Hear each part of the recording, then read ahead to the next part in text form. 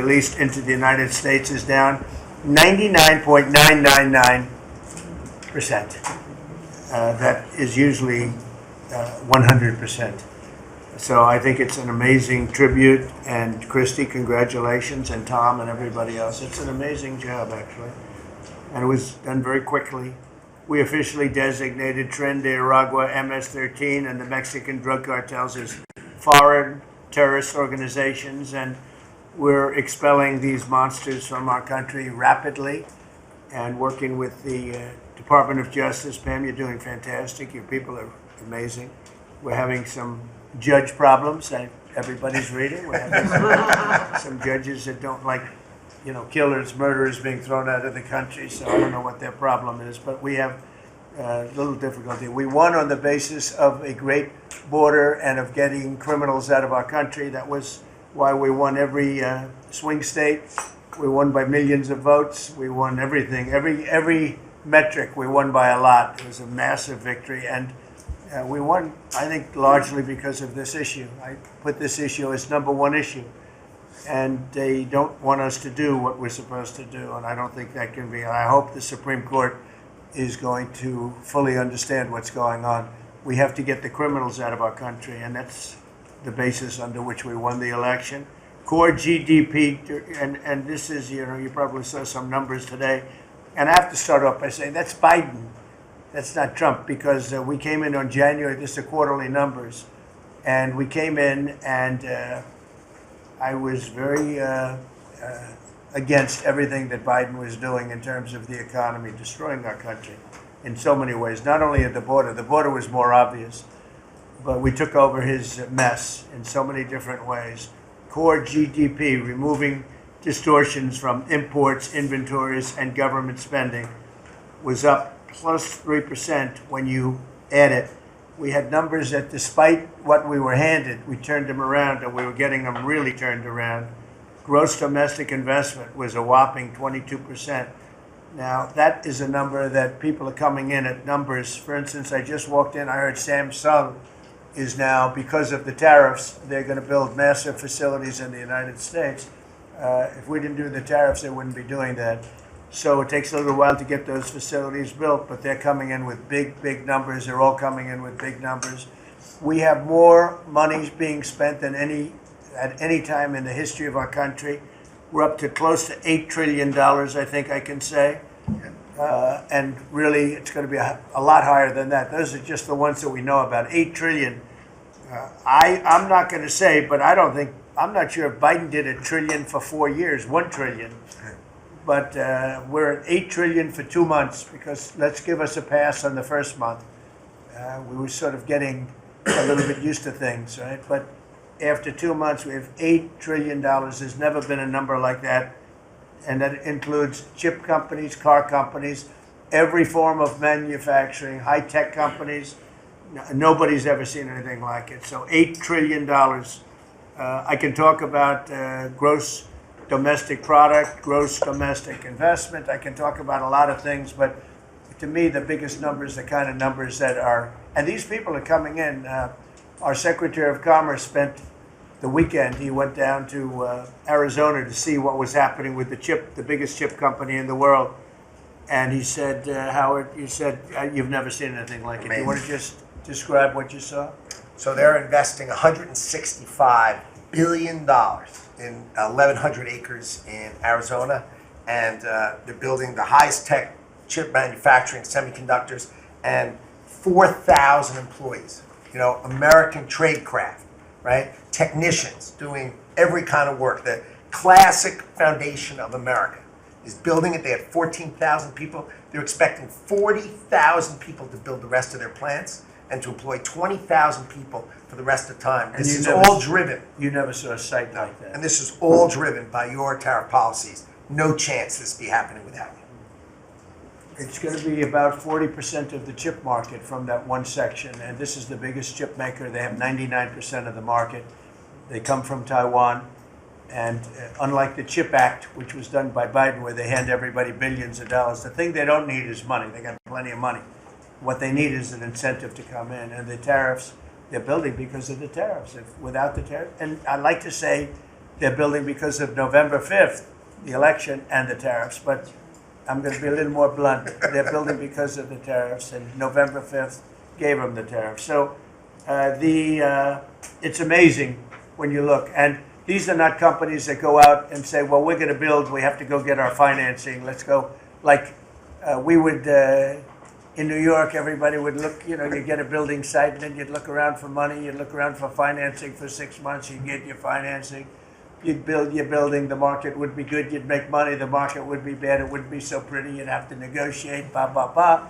This is different. These people have so much money, they don't know what to do.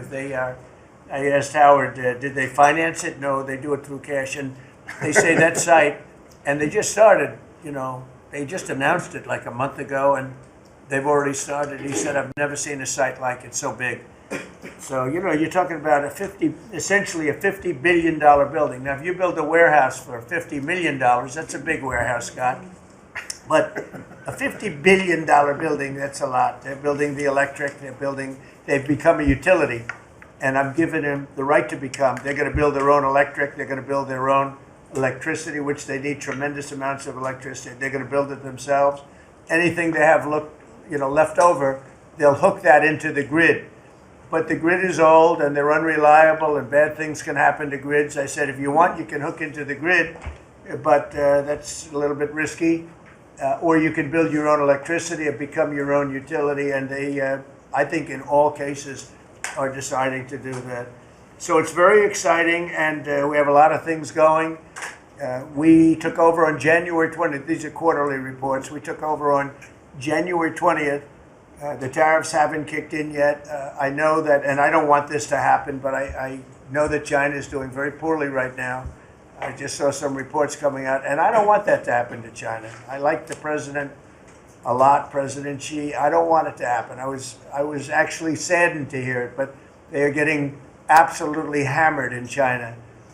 And, they're sending boats, the biggest boats in the world, carrying cargo like nobody's ever seen before. These are the biggest boats in the world, biggest cargo ships in the world. And they're coming and they're turning around in the Pacific Ocean.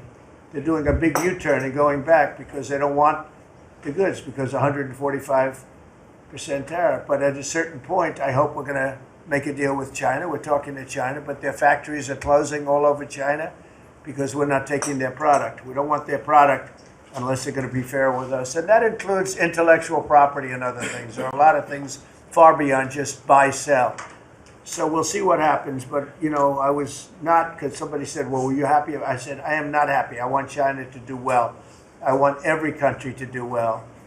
But they have to treat us fairly also. So with that, I think we're going to maybe go around, and we have some letters where the secretaries and people around the table are making statements about how they're doing and what's happening. And I could start with Pete on the left because he's my least controversial person at the moment.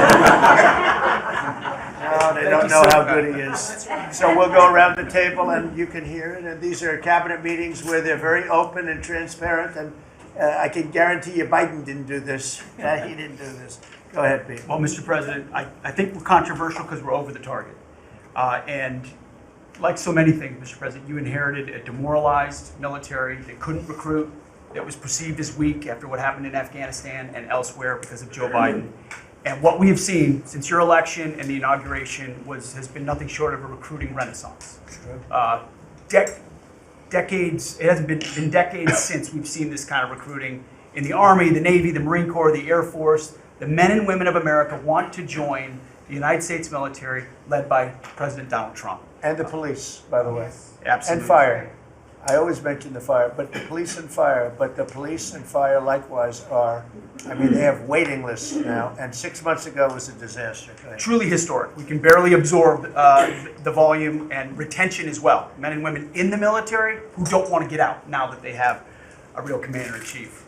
We're reinforcing standards. We're going to be fit, not fat, in our formations. We welcome back all the folks that were forced out because of the COVID mandate. We've ripped wokeness out of the military, sir, DEI, trans, and it's Fort Benning and Fort Bragg again at the DOD. We're rebuilding the military, sir. The Golden Dome is well underway. F-47, reassuring allies and deterring enemies. We found nearly $6 billion in Doge savings that we're going to reinvest, including $50 billion from the Biden administration focused on things like climate that have nothing to do with lethality and warfighting. And we will have, as you said, sir, the first $1 trillion budget that we plan to spend wisely on behalf of our warfighters. From day one, sir, we've helped get 100% operational control of the border, coming alongside DHS and CBP. We've got 11,000 troops on the border who now, because of the new national defense area, sir, can help detain illegals at the border and hand them over to CBP. It used to be if you saw camouflage on the border, they could hold binoculars, and that's it. Now we can detain and assist, and we're going to get 100% operational control of that border. Our NATO allies know they have to step up. The Houthis in the Middle East are feeling the weight of American power, and we're deterring communist China. So because of your leadership, sir, I believe we're making the military great again. Thank you. Thank you very much. Thank you. Howard? So I have the pleasure of running the Investment Accelerator, which gets to recruit these companies. And you've never seen anything like the companies committed to building in America.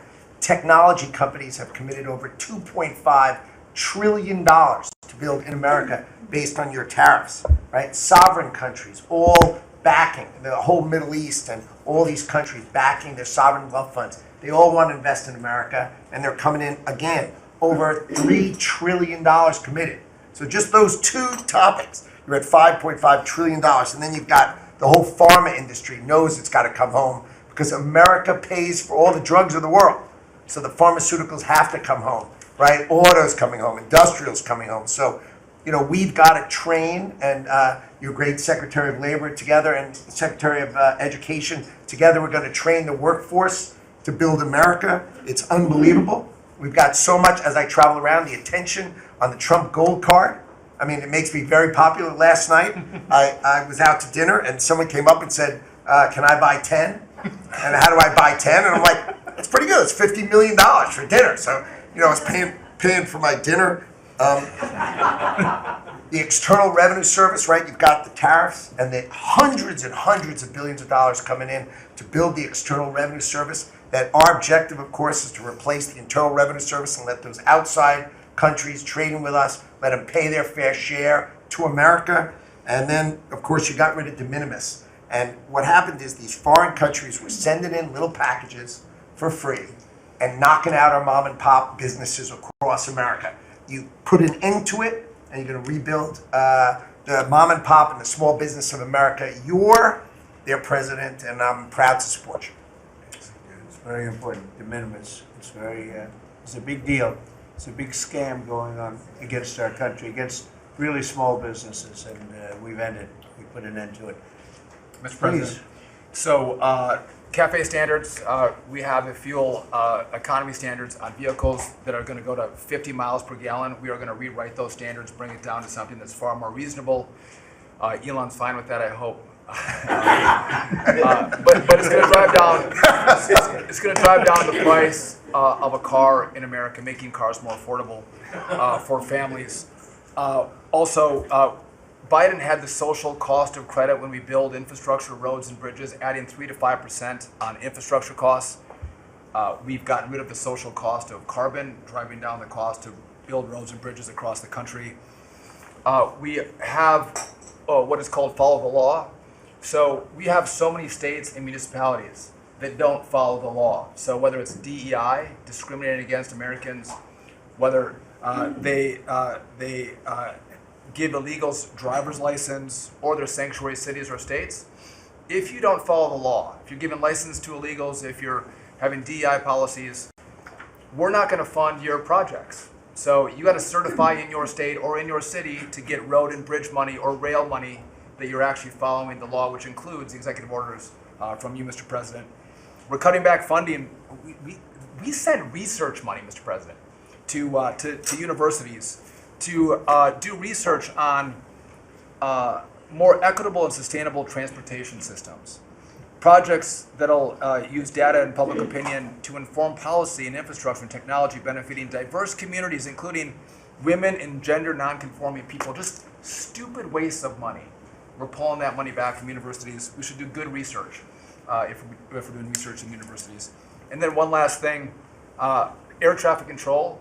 We don't have enough air traffic controllers, about 3,000 short. We're working on an agreement with the union, so when controllers become retirement eligible, we're going to cut a deal to try to get them to stay longer, to stay in the tower. And then we have a plan to put more butts in seats in Oklahoma City, so we can get more students through the academy and into towers as well. It's going to take us a while to do that, to train them up, but we're in the process before our 4 years are done. Well before that, we're going to be at full capacity. Joe, do you want to tell them about, I think we have to bring it up, we have very obsolete equipment for air traffic controllers. The equipment, the towers have horrible equipment. It's been renovated for years. The money they spent over the last 4 years, this Buttigieg did a horrible job.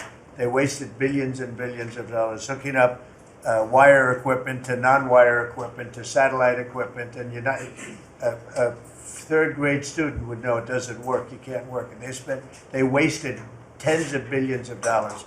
But we want to put a brand new air traffic control system in, and you might want to describe that, please. You and I have talked about this. It's a state-of-the-art system, envy of the world, and it's. I mean, listen, our system is safe, but you would have hoped someone would have seen that there's a problem with fixed-wing aircraft and helicopters coming in at DCA. Someone should have seen that before we lost almost 70 lives.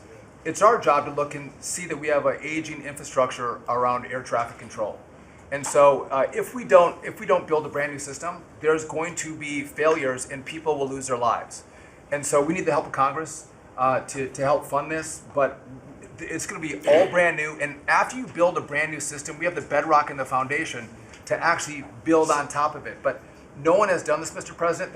There's Band-Aid fixes that have happened over the course of 20 years. You can't have a Band-Aid fix. It doesn't get done. It has to be brand new.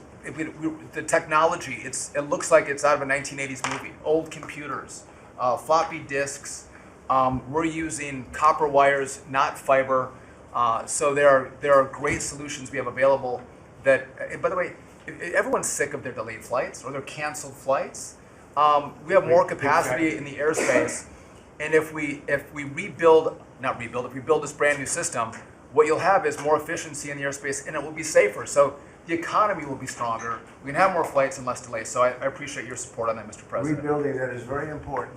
You wouldn't have had the helicopter crashing into the plane at 400 feet up, when it's supposed to be 200 feet. Right. That would have, bells and whistles would have been gone over, and you would have heard the screaming equipment saying, there's a problem coming up in 15 seconds. You got to do something about it right now. And it would have also sent the word right into the helicopter, because I guess you'll be doing the full report on that. But it was pretty obvious what happened. Right. And they were supposed to be at 200 feet. They were at 400 feet, and a terrible thing. And that wouldn't have happened if we had the right equipment. If we had the right equipment, you would have heard bells and whistles going off, and it would have alerted them long before that would have happened. 2 minutes before, they would have had a lot of time. So we have to do this. We have no choice, and we're going to do it, and we're going to be very proud of it. They did old equipment in new equipment, and you can't hook in old equipment to new equipment because it's different. Some is satellite and some is ground. The satellite doesn't work. This man would know that better than anybody, but you can't hook up a satellite system to a ground wired system. And if you do, you're wasting a lot of money. They spent billions. This is Buttigieg. They spent billions and billions of dollars trying to patch a system together.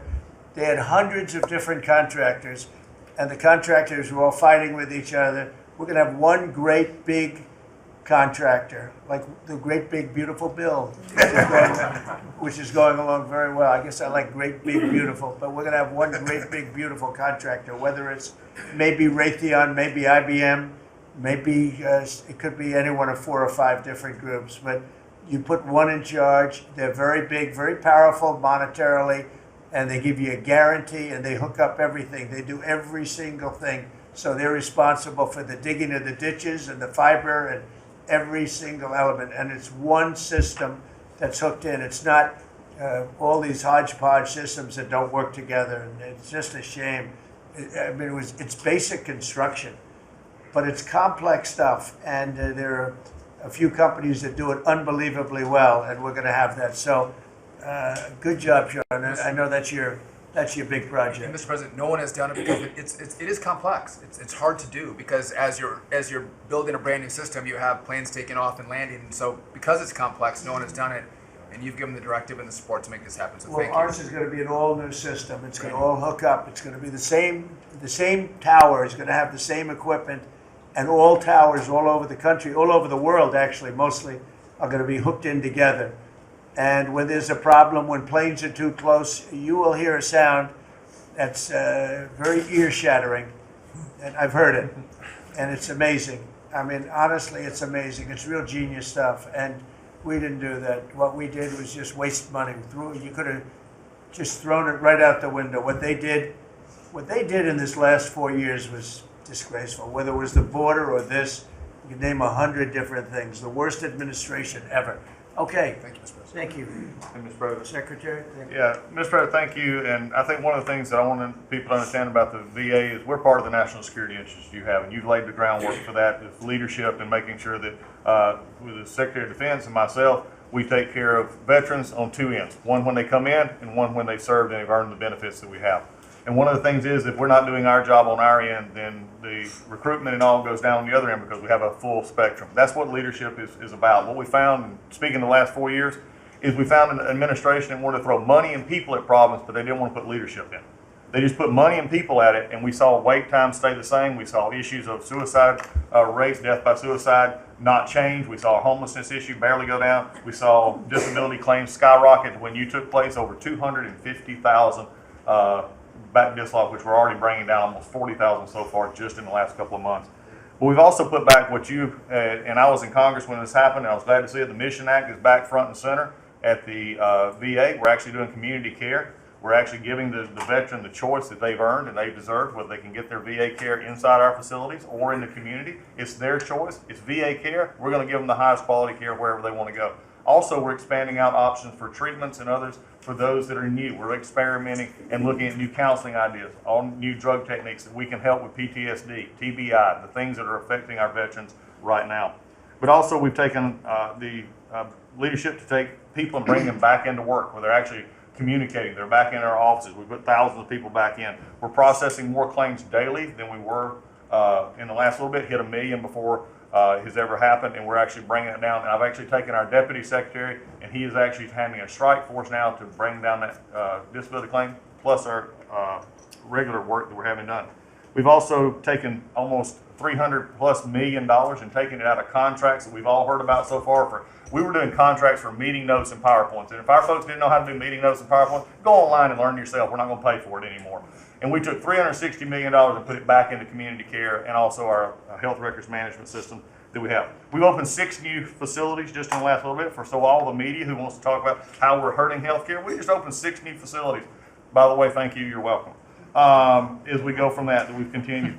We've also took $11.6 billion in ceiling values of contracts and terminated that we did not need, resulting in significant cost avoidance for the future, but also still maintaining the ability to take care of our patients and also our disability benefits. We've also gotten unity again. We did away with $14 million in DEI spending. We've ended gender dysphoria treatments. We phased that out. All directed the savings from that go to paralyzed veterans and amputees.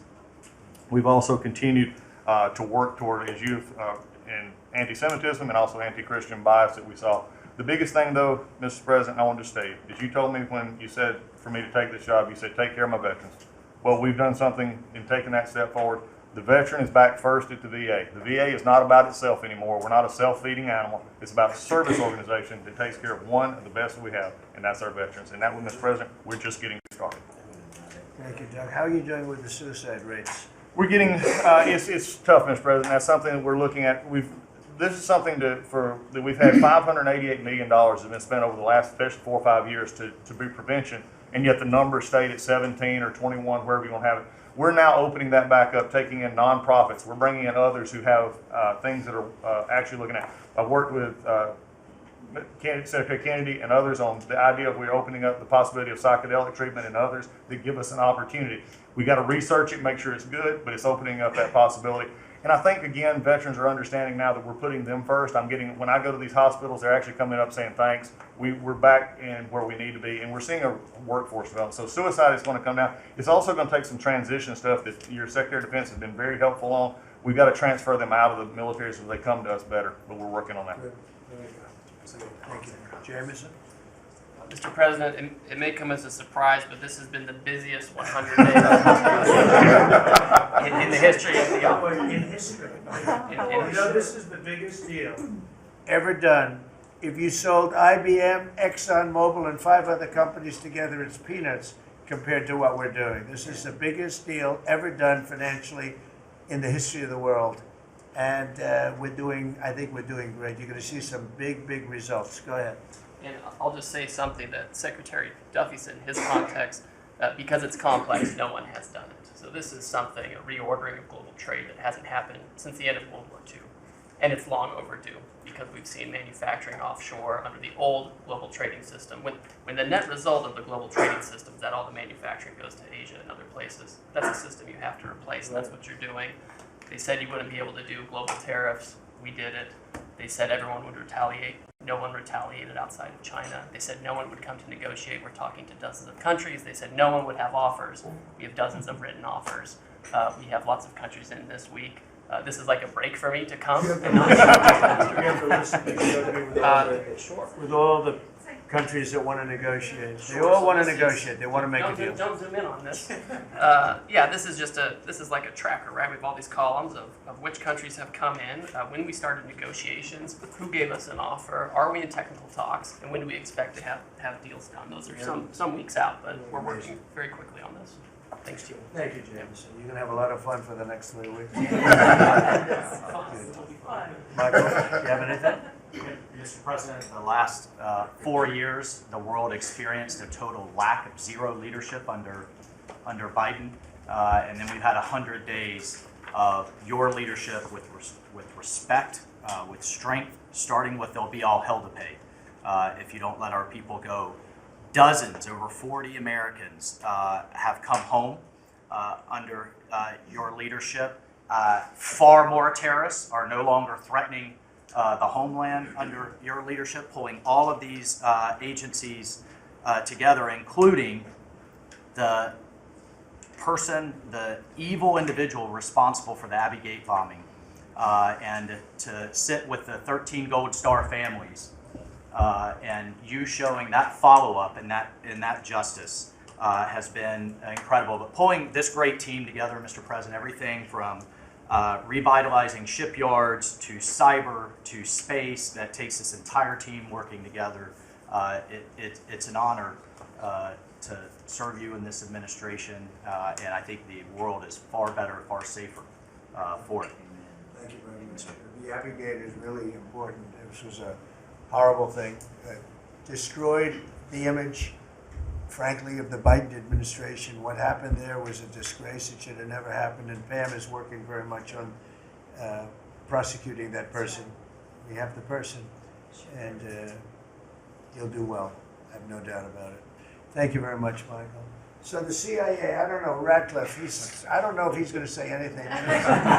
He's probably the one person here that's not allowed to talk about the great job he's done, but go ahead anyway. Mr. President, as you know, at your direction, the CIA has deployed our unique covert action authorities in various places and continents to successfully advance your national security and foreign policy priorities, to advance peace, to end wars, to take terrorists off the battlefield, and to keep illicit drugs from coming into this country and harming Americans. Unfortunately, as much as I would love to detail your accomplishments in that regard, we can't do so in front of this crowd. But you and I both know, Mr. President, that you have had a profound positive impact on America's national security posture, and Americans are safer because of your leadership. What I can talk about publicly is, as has been mentioned, the CIA provided the intelligence that led to the apprehension of the Abbey Gate bomber, who is now being prosecuted by our great Attorney General and providing a measure of justice to those 13 families that suffered as a result of that disastrous Afghanistan withdrawal during the last administration. In addition, at your direction, Mr. President, the CIA has negotiated and secured the release of Americans like Mark Fogel and Ksenia Carolina, who have been wrongfully detained, sending the message that you will forget about no Americans that are being held in other places unfairly and unjustly.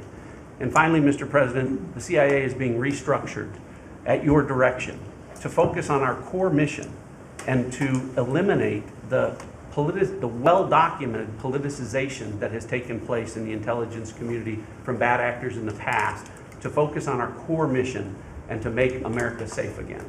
Thank you for the opportunity, Mr. President. Good job. You're doing a great job. Thank you very much. Russell? We're obviously involved in a number of budget bills that are moving, trying to make sure all of your priorities are reflected in the reconciliation. Working on our upcoming budget. Wonderful job by the entire cabinet on that front. Details soon on that front. Sending up rescissions bills to Congress for things that Elon has found. But the regulatory aspect is something we don't talk about enough. And right now you've given us a goal of 10 for 1. We are working right now with all of the agencies to rack up how big of a deregulatory agenda that we can have. When you came into office, you basically stopped $200 billion in costs to American families just by stopping the Biden regulatory agenda. That's about $2,000 per family. We think when we're going to hit these 10 for 1 goals that we could be in the neighborhood of about $900 billion in savings to American families that would be substantially bigger than that $2,000 number. And the point that I would make, in addition to just savings cheaper to the American people, there's an aspect of wisdom when you're enforcing these rules that comes into play. And I'm your regulator for the Consumer Financial Protection Bureau, and we found this small mortgage lender in Chicago. His name is Barry Sterner. He had a firm called Townstone, and CFPB had gone after him because he complained about crime in Chicago, literally the same thing that the Democrat mayor had talked about, and they came after him for 7 years on a redlining disparate impact claim and ruined his life. We overturned that. We apologized on your behalf to the individual, and we basically, without having to go through notice and comment, we ended the policy that set that in motion. And so that's happening across these agencies with how they are using their enforcement discretion, and it will only continue based on the stone wall of backing that you've given us to make these hard calls. I don't think they're actually that hard, but no one's done it to this point, and we were able to go forward and do that because of the backing that you've given us. So maybe the biggest thing we're working on, maybe bigger than tariffs in a certain sense, is we call it the one big beautiful bill. And that's wielding its way right now through the Senate. And John Thune has been actually amazing. And the Speaker has been so great in Congress. Mike Johnson has been really two guys that they get along great, and it's just been a beautiful, unified attack, really, because we have to attack because the Democrats are trying to stop it at every turn. It would mean a 58% tax hike if they were successful, and lots of other bad things beyond the tax hike. But with us, it'll be the biggest tax cut in American history. How are we doing with the bill? We're doing great. We're day in, day out, hour by hour negotiations to make sure your stuff is in there, and to make sure we have the border resources, the defense resources, and to save the American people some tax money and make sure all those tax cuts that you ran on are in there that help get people back into the workforce. And I think we're making a ton of progress. I think we're doing well. Like I said, the biggest tax cut in the history of our country. And it would be the biggest tax increase if the Democrats are successful. They're the only people I've ever seen running for office where they want to increase taxes, but this would be a 58, maybe a 60% tax increase, unsustainable for the American people. Thank you very much. Great job. Susie, the most powerful woman in the world. I agree with that. I agree. I'll be brief so you can hear from these amazing people. Congratulations to everyone on 100 days. That's been it's unparalleled in my memory and best I can tell ever. But it hasn't been busy for busy's sake. The president's promises made to the American people have been kept time and time and time again. You all have been out there. spreading the word with community groups and states and media. It hasn't gone unnoticed, and let's work hard for the next 100 and have equally as much success then. Thank you. And you've done a great job, Susie. I think everybody agrees. If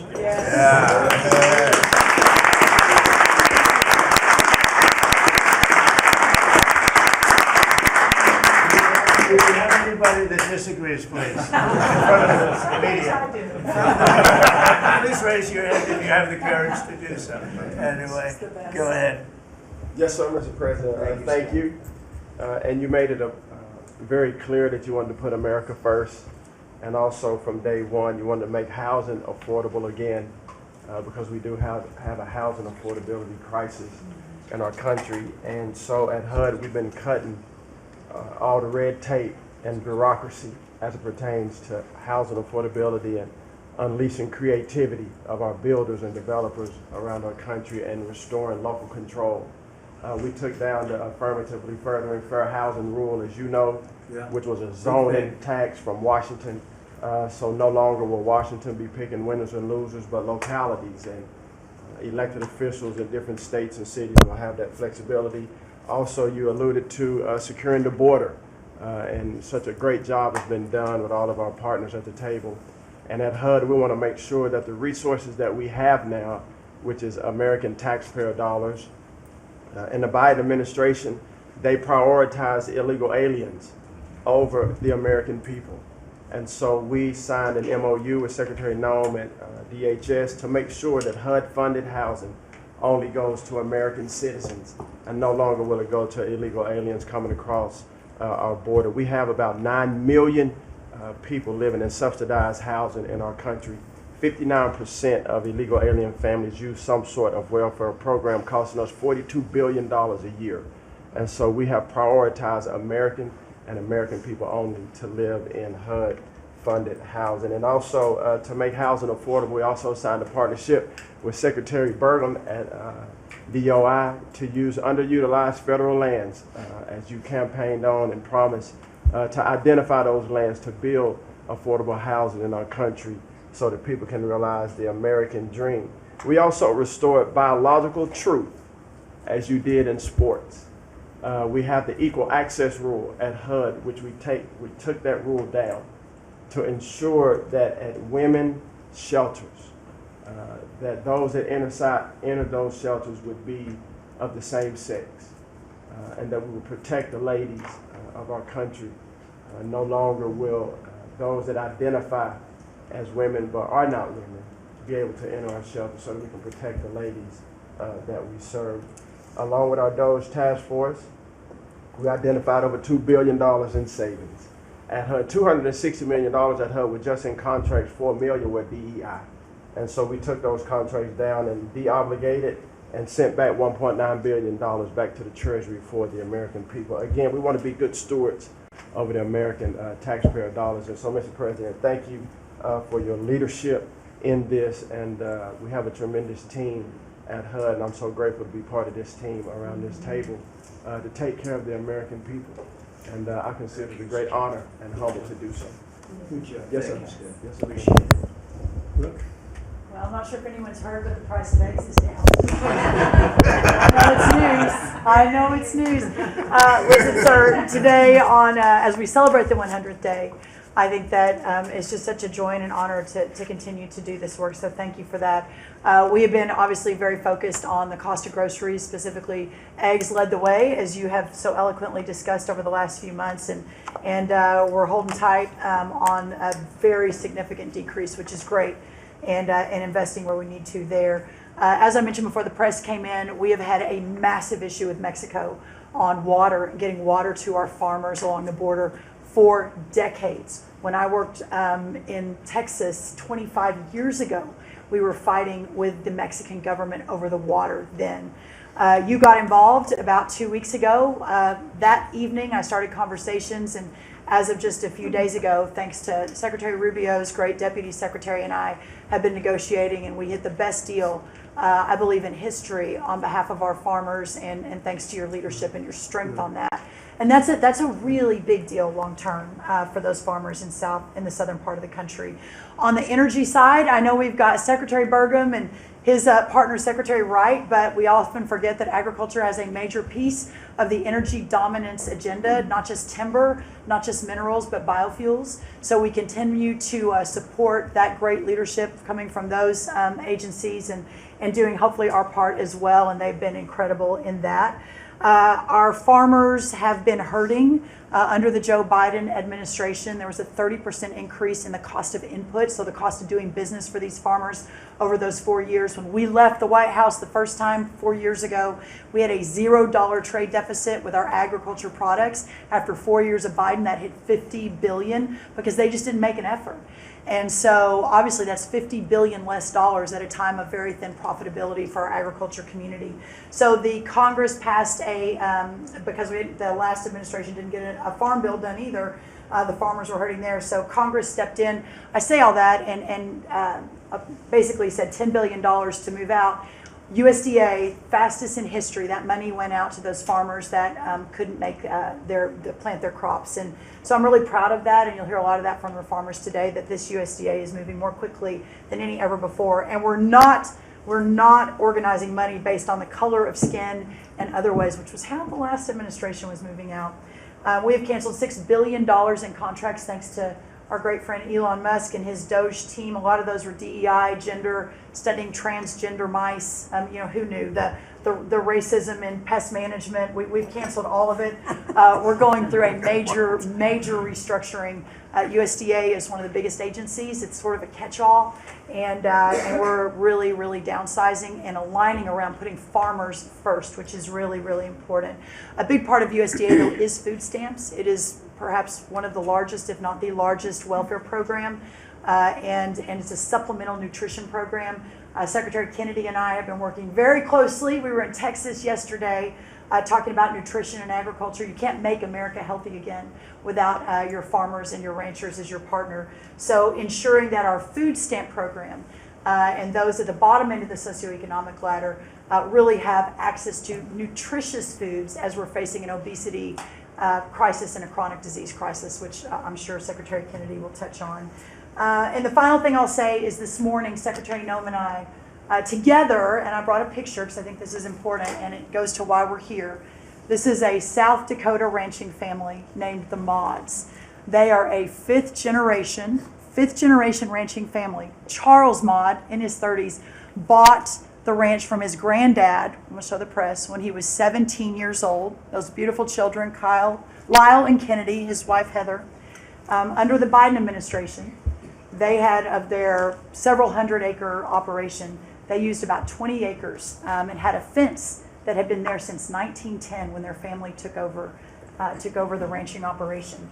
There had never been really any problem that had been brought to their attention. Perhaps there was a minor dispute over, again, 20 acres. This family was indicted, prosecuted, threatened with jail time, told to find guardians for their children over a fence line dispute that the Biden DOJ pushed forward. So this morning, on the steps of the U.S. Department of Agriculture with Secretary Noem, who was their governor, as the governor of South Dakota, which is where these great people are from, all criminal charges were dropped, and really appreciate the Department of Justice. It was a really big day as we sent the signal that the over-criminalization and using government, and you know this better than anyone because you were in the crosshairs for so long, that those days are over and the regulation through prosecution is no more. And so this family is one of many that we'll now be talking to ensure that never happens again. Thank you. Thank you. Good job. Please, Scott. Sir, it's been a momentous 100 days with you at the helm, and I view this 100 days as setting the table for peace deals, trade deals, tax deals. So the next 100 days will be harvesting. You've created negotiating leverage and leadership that are going to yield remarkable results. Energy costs have plummeted. Mortgage rates are down, food costs are moving lower, and American families are finding their financial footing again. I had a group in today. America, under your leadership, is on the verge of becoming an AI superpower. that our economy had become barbelled. We had high tech and finance on one side, natural resources led by energy, which the previous administration tried to kill on the other, and you're filling in between with precision manufacturing that we're going to be bringing back through good trade policies, good tax policies. Under the Doge at Treasury and the IRS, cost, tech support, and efficiency have increased. We have the IRS revenues are up, and thanks to the young man sent over by Doge, the IT update that began in 1990, which was begun before he was born, is going to be finished during your term. So trade, you couldn't make it up, trade, taxes, and deregulation, the one big beautiful bill under your leadership. Speaker Johnson and Leader Thune have done a great job, but they have you as the closer on many of their members. And I'll just close by saying economic security is national security is economic security, and it's never been better. We're rebuilding it, and as I said last week at the IMF and World Bank conferences, America first does not mean America alone. Under President Trump, it means leadership. Man, well said. Thank you. Are you busy enough? He's doing a great job. Thank you very much.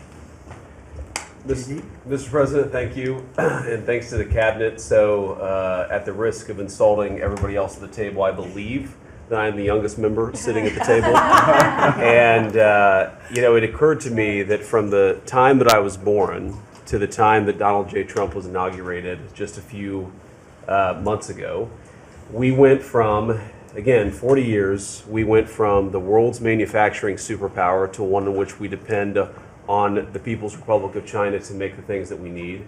We went from the proudest military in the world to one in which we failed to meet our recruiting goals. And we went from one in which bipartisan border policy was the consensus of both Democrats and Republicans to one in which we allowed 20 million people to run roughshod illegally over the countryside, causing crime, causing a stress on the welfare system. And again, that happened over the lifetime of the youngest member of the cabinet. And what has happened in 100 days is that we've started to reverse every single one of those negative trends. And I think what it shows to me is that the president, and you sit in the Oval Office and you see these portraits of presidents past. And let's be honest, most of them have been placeholders. They've been people who have allowed their staff to sign executive orders with an auto pen instead of men of action. And the reason the media attacks this administration as chaotic is because the president is solving the problems the American people set about to solve. He's actually doing the things that he promised that he would do. And Mr. President, it's been an honor to be part of it for the past 100 days. And let me just make one other observation because it's interesting. I've seen the data, I've monitored it, I've looked at it, but the most underreported fact of the first 100 days is that we came in with a massive recruitment shortfall. And in 100 days of Secretary Hegseth and President Trump's leadership, we now have people breaking down the doors to join our military. To the media assembled here, it's a really interesting question. Why has that happened? Completely aside from the fact that I think it's a good thing or I think that President Trump deserves political credit for it, why did we go from a military where people didn't want to serve to now all of a sudden they do want to serve? That's a story you guys should cover, but compared to that, how much time have you instead focused on the fact that we deported an MS-13 gang member with a valid deportation order? And why is it that the press is so focused on the fake BS rather than what's really going on in the country? I think that what we've shown, sir, is that you can do a lot. You can do a lot in 100 days, but you've also unfortunately revealed that too much of the American media hasn't learned the lessons of the past 40 years. Thank you, sir. Thank you very much. Thank you. Pam? President, your first 100 days has far exceeded that of any other presidency in this country, ever. Ever. Never seen anything like it. Thank you. Your directive to me was very simple. Make America safe. And despite that, we've still been defending over 200 civil lawsuits filed against you, on top of everything else, I think I'm representing every one of you in this room in some capacity. And no, you will not be arrested by the U.S. Marshals. Over 200 lawsuits, over 50 injunctions, and now we've got multiple cases in front of the Supreme Court, and we will succeed, and we are doing great in front of the Supreme Court, President, and we'll continue on with that.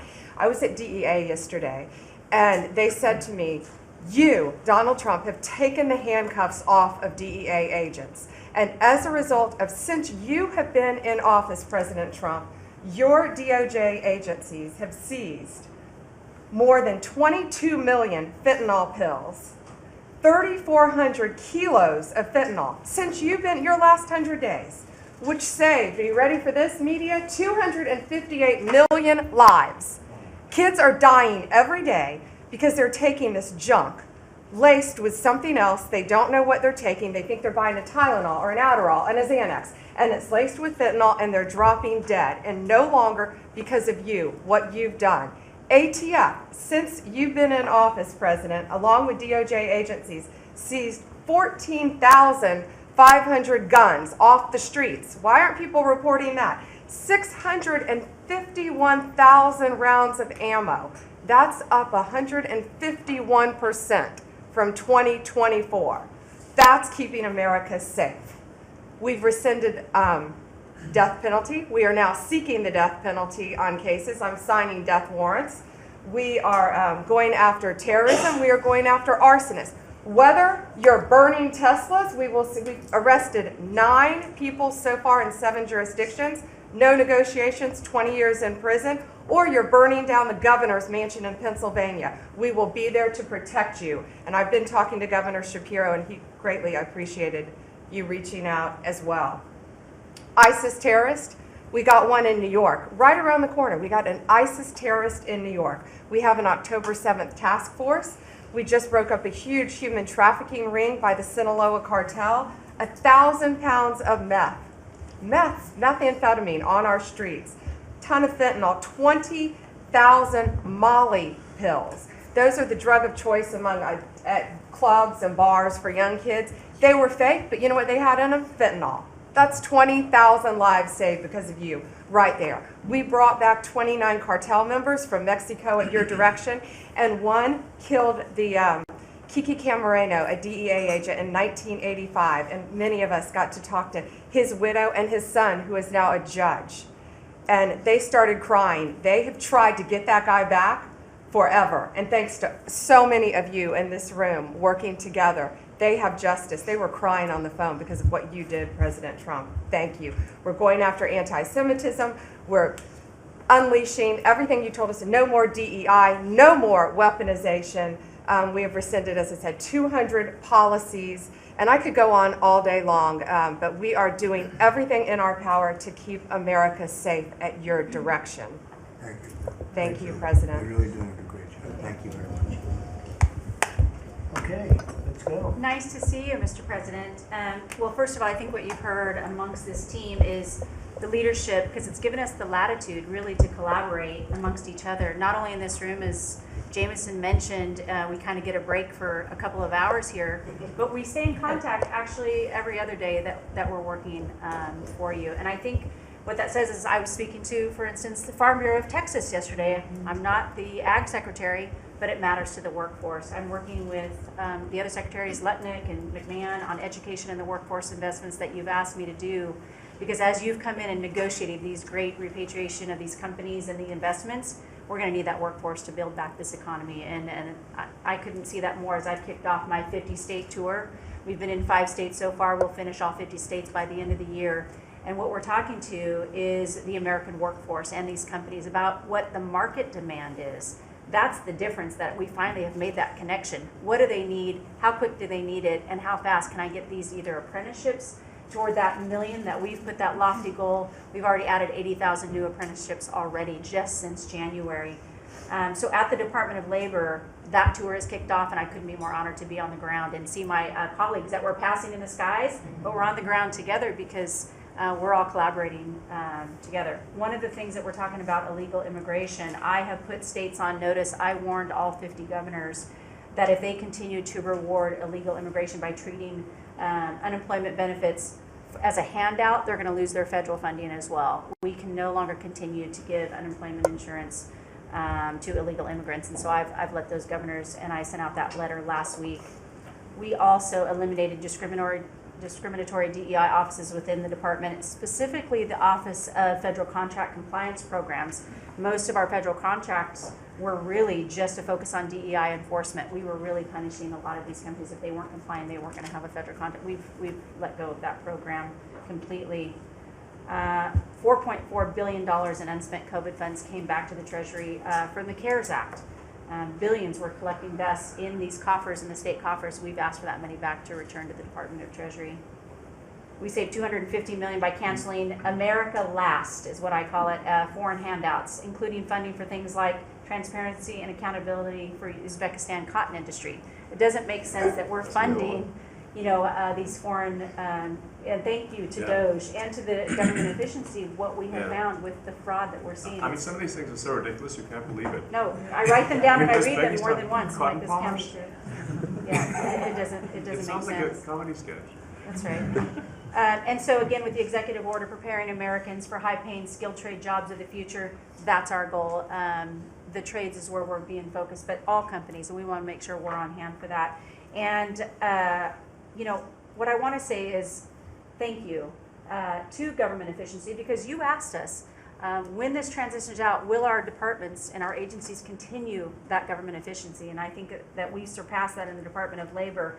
Out of our 14,000 federal employees, 3,000 have taken the DRP, and we offered it again. So over 21% have taken that offer.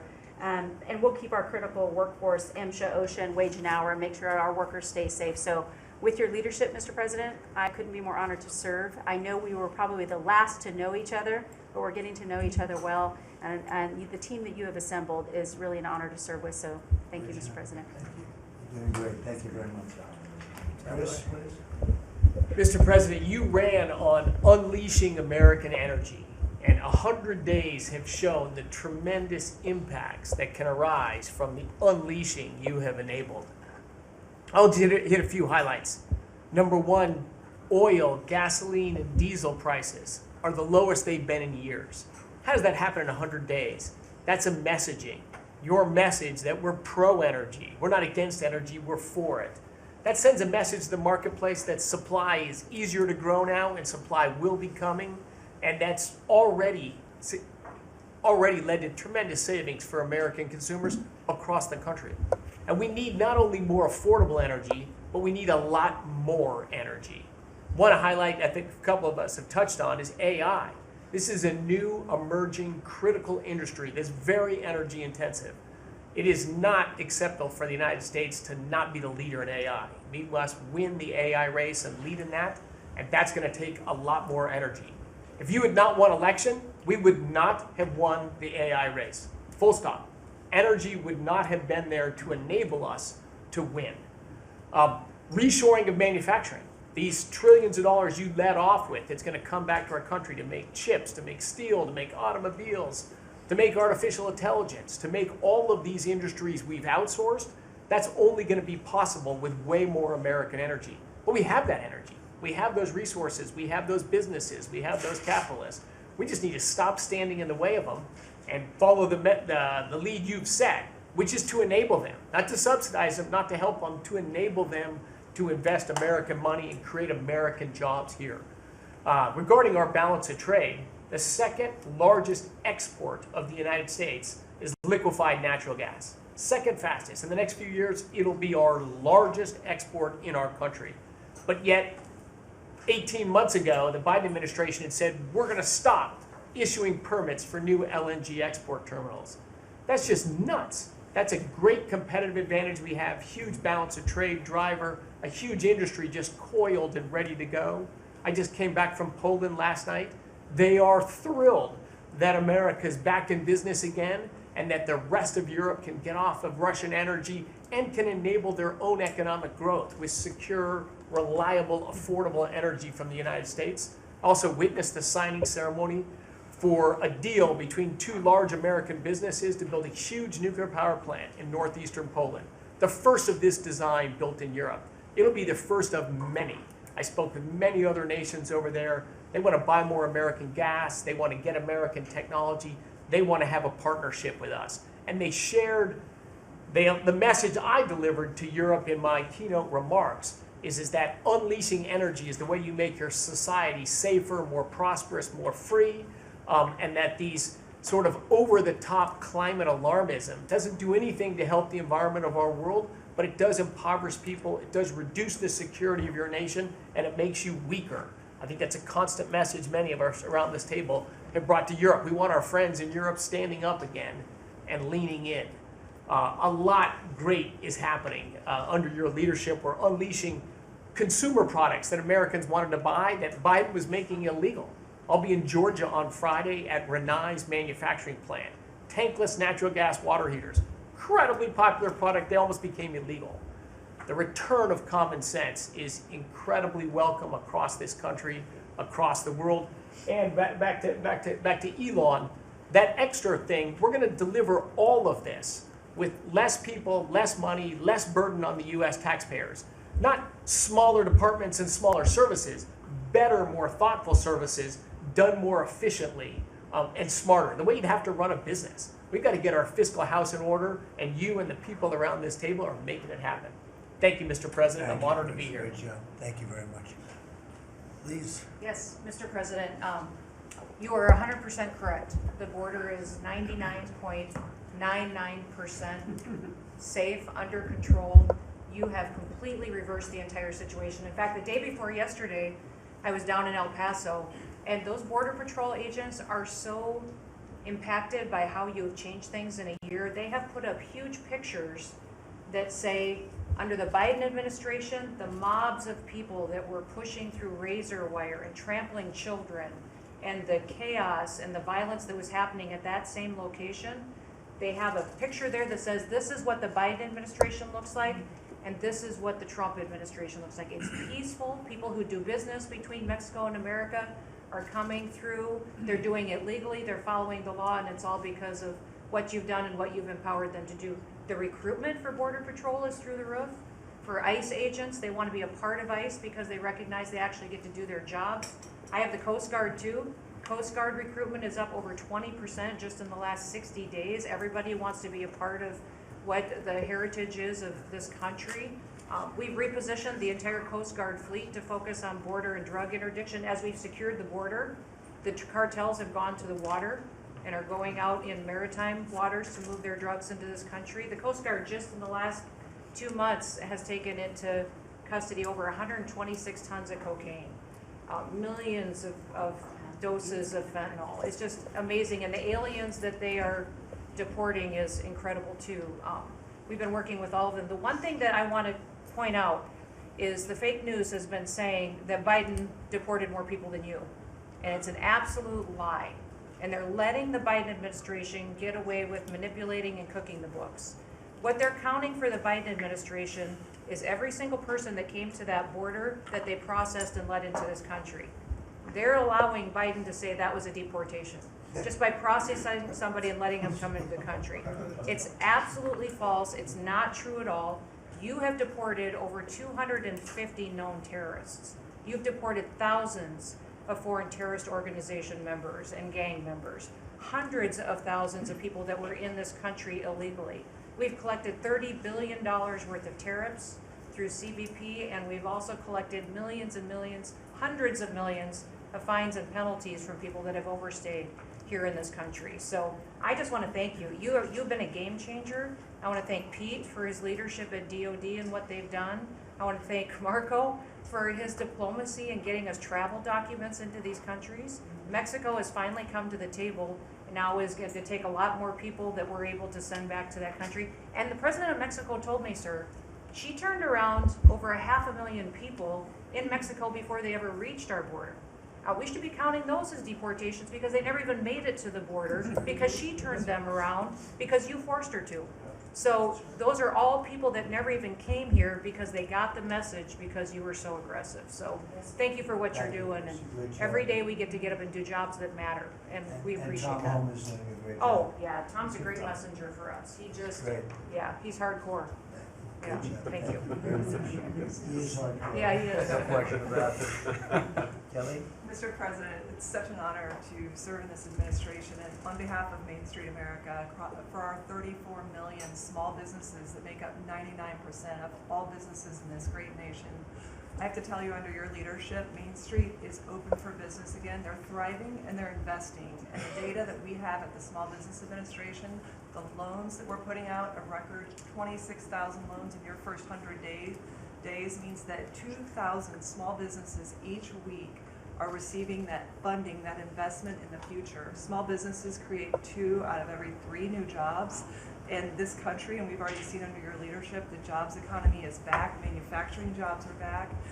We've seen a 38% increase in manufacturing loans. We put out 1,500 manufacturing loans in your first 100 days. We saw startups increase by 54%, and we saw businesses under 5 people increase by 95%.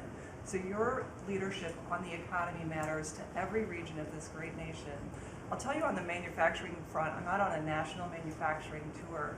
We've met with 250 manufacturers, and as I walk through the factory floors, they all ask me to thank you for fighting for their jobs, for these industries, and for the people who are creating things from pharmaceuticals to aerospace, to food, and all these essentials that this nation needs to be independent and strong.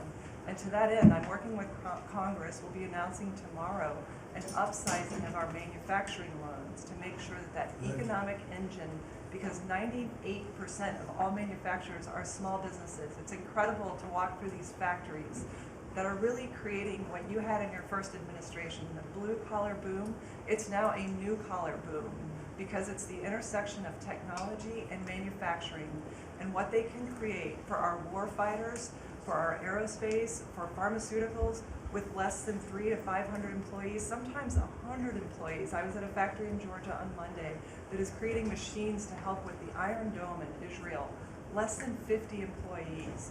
This is the engine of our economy. It's the heartbeat of our communities. It's the small businesses that helped elect you because they needed your economic agenda. So thank you, Mr. President. It's such an honor, and congratulations on an epic 100 days. I do have to thank Elon. I do want to note we just cut $3 billion in contracts because of Doge's work.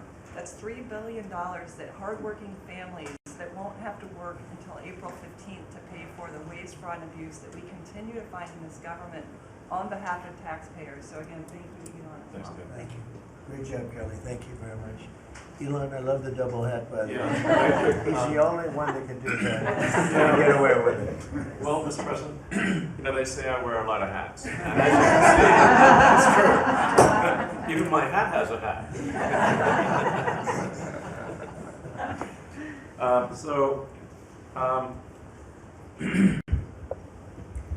You know, the American people voted for secure borders, safe cities, and sensible spending. And that's what they've gotten.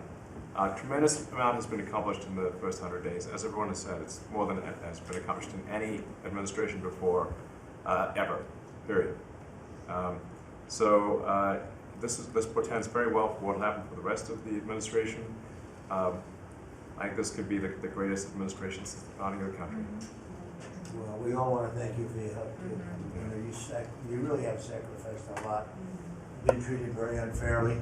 Well, they do like to burn my cars, which is not great. You know, it could be better. But you have been treated unfairly. But the vast majority of people in this country really respect and appreciate you, and this whole room can say that very strongly. You've really been a tremendous help. You opened up a lot of eyes as to what could be done, and we just want to thank you very much. And you know, you're invited to stay as long as you want. At some point, I guess he wants to get back home to his cars and his.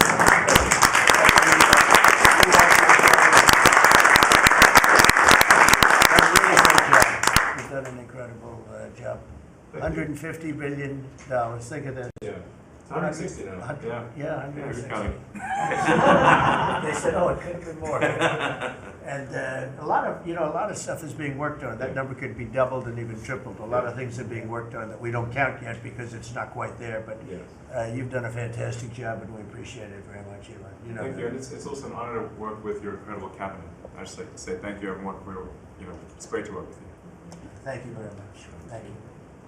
Mr. President, congratulations on this truly historic first 100 days of your administration, really only made possible by your focused leadership on delivering the mandate the American people gave you.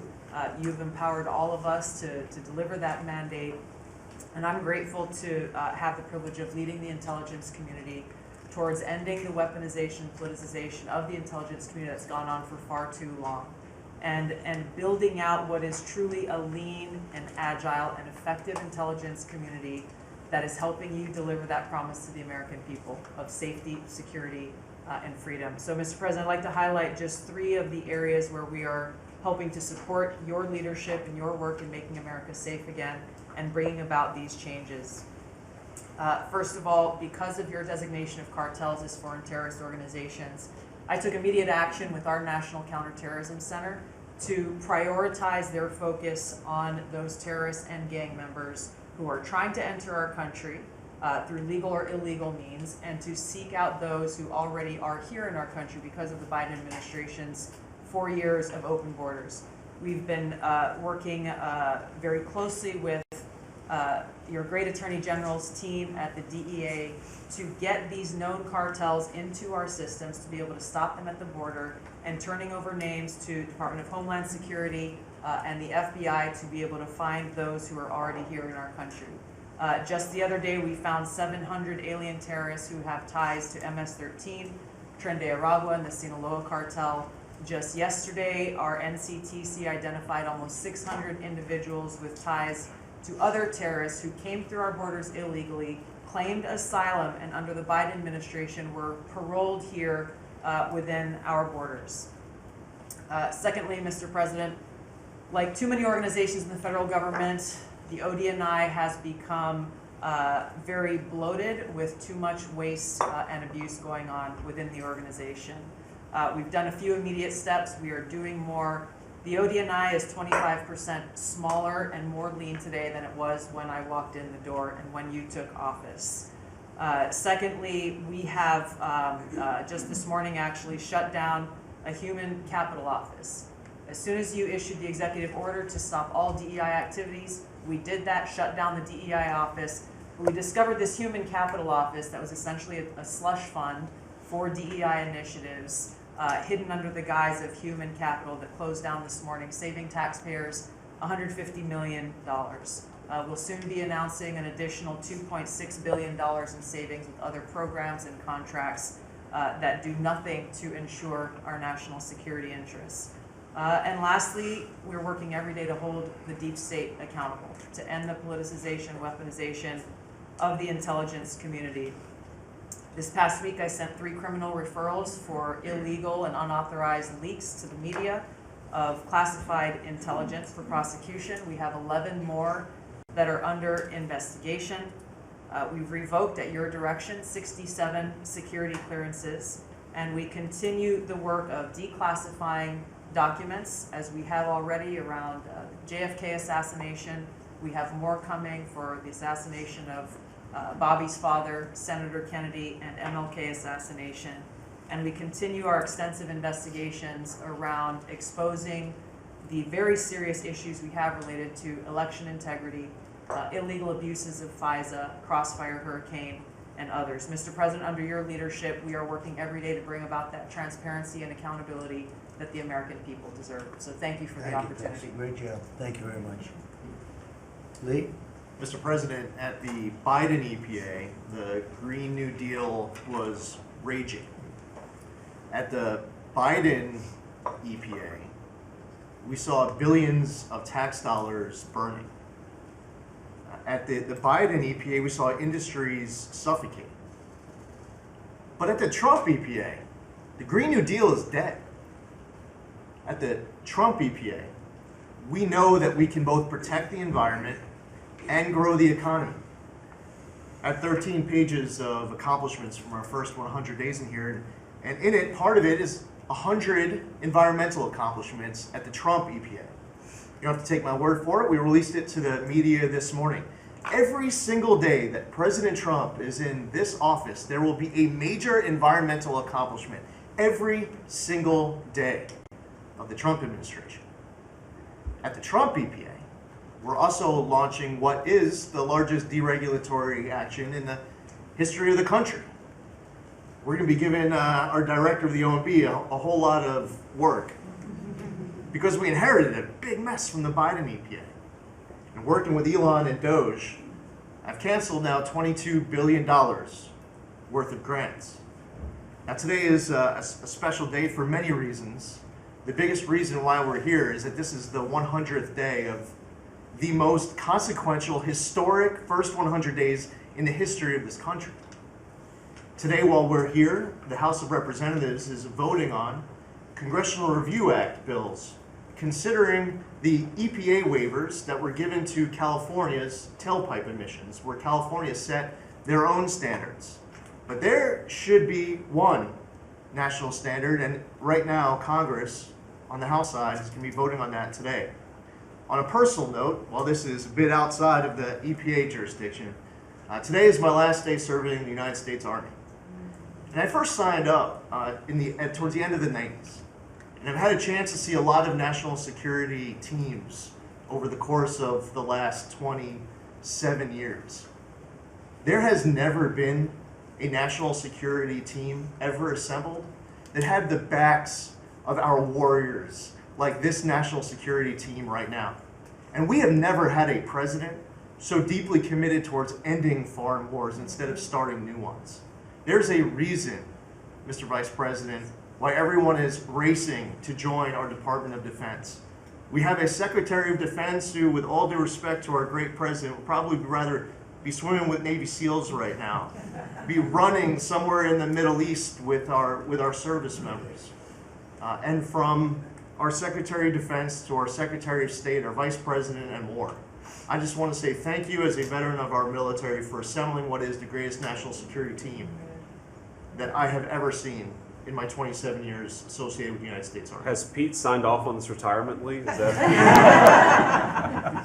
Welcome to the VA.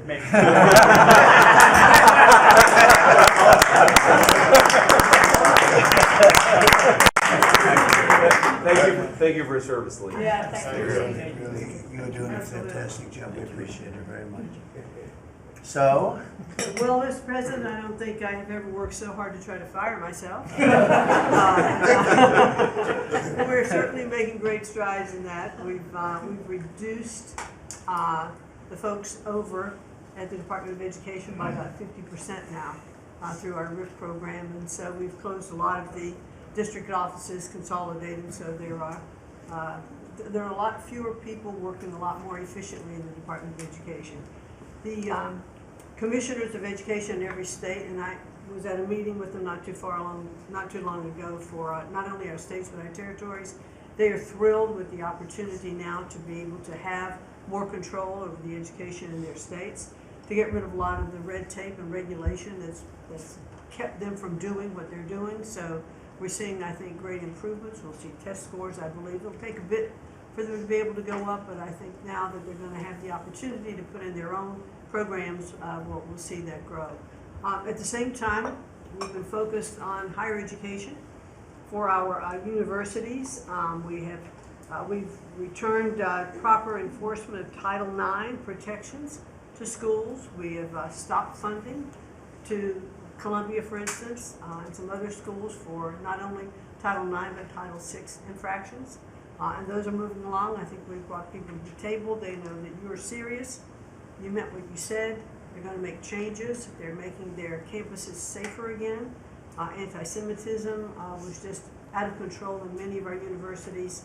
And so some tried to, in fact, Harvard is sued, and they're saying that it's, First Amendment infraction. No, this is civil rights, safety on our campuses for our young students, who are there. And with Pam's help and the task force that we formed with HHS, with GSA, with other agencies, we're going to make sure that our campuses are safe. And so there's a lot of good work going on. I think one of the biggest things, you'll be very happy to hear this, Mr. Vogt, that we are putting back into place collecting on our student loans that have been delinquent since March of 2020. Been no effort to recollect on those loans. So as of May 5th, a letter goes out that the loan recollection is beginning again. So for those people who have borrowed money and who've not been paying, that's just not to be punitive. There are many ways that they can go online to understand how they can get back into the right payment structure, because when they're in default, they can't buy a house, they can't buy a car because their credit scores are down. So it's helpful to them as well as to get this money back into the country. I mean, $60 billion of increased student loan debt since 2020. And in total, we've got almost $1.7 trillion in student debt. So we're gonna start getting it back.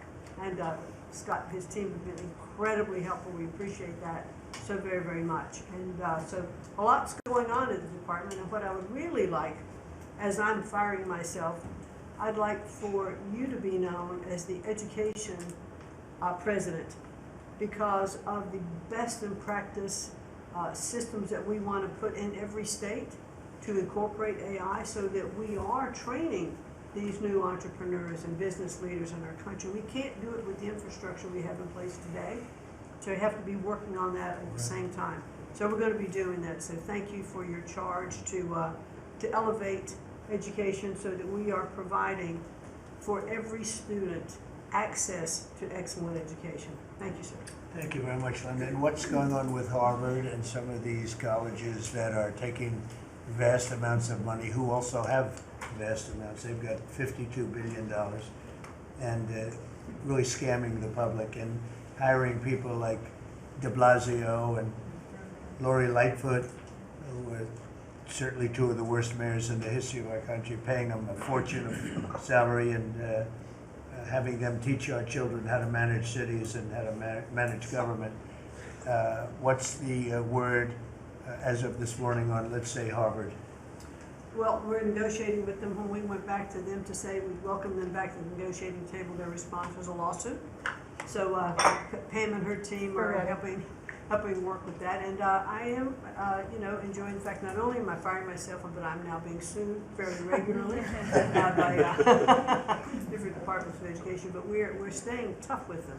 The other thing that we're looking at also are the 117 violations of these big universities like Harvard and others who are not reporting, as they're required to do by law, foreign money that comes in and how much that is and where it comes from. And so that is And students. Yeah, and it's very serious. Where are these people coming from? Yeah, Yes, exactly. sir, we pulled back their grants because Harvard isn't responding to us, criminal activity by their students.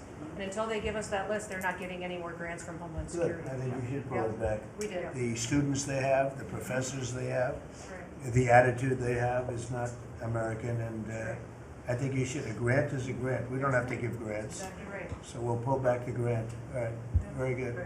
Thank you very much, Linda. Bobby? Mr. President, thank you for your extraordinary leadership. Over the past 100 days, we are already making America healthy again. We announced last week the ban on the 9 petroleum-based synthetic dyes, food dyes. Within 2 years, within 2 months, we're going to ban the worst 2 of them. I am working with Secretary Rollins on dietary guidelines, the dietary guidelines that the President Biden's administration gave us. 453 pages. They're basically unreadable.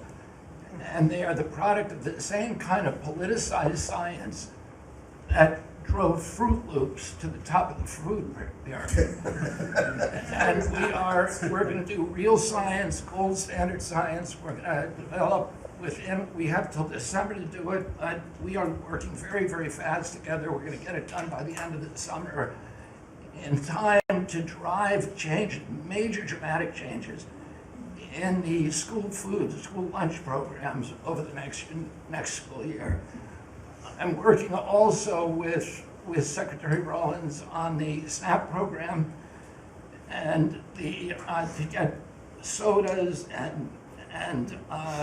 and candy off of the food stamp program. 10% of food stamps go to SNAP. And I want to thank you for your courage. You are a business-friendly president, probably the most business-friendly in our history, but you're also willing to stand up to very, very powerful businesses, and you've shown that again and again.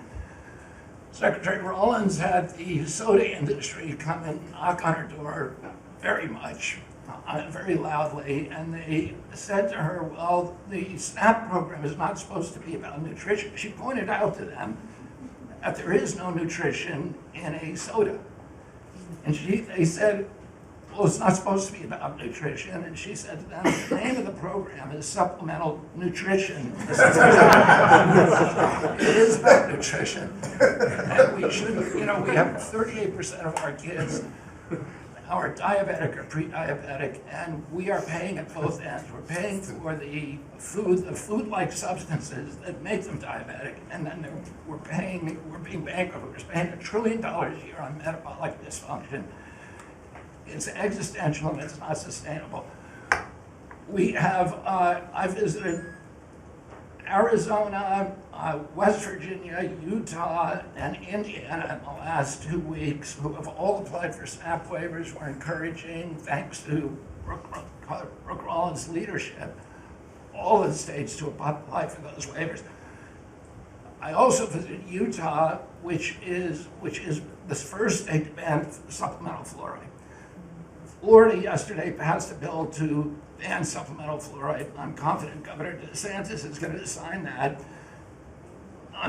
We are working, Lee Zeldin and I are working together to change the federal fluoride regulations, to change the recommendations, and we're looking at the science now. I want to point out that in August, the National Toxicity Program, which was an arm of the NIH, did a meta-review of all the science on fluoride and found that there's a direct inverse correlation between fluoride exposure and low IQ in children. So the more you get, the stupider you are. And we need smart kids in this country, and we need healthy kids, and thank you for your leadership. We're going to get there. We're reviewing the GRAS standards now we're revamping them to get 10,000 ingredients that are in our foods. The Europeans only have 400 ingredients. We have 10,000. There are chemicals we know nothing about. And we are going to stop that process, and then we're going to go back and look at these chemicals and make the companies either get rid of them or to label them. We've launched Operation Stork Speed, and we're going full speed ahead to make sure that we have good, high-quality milk for children.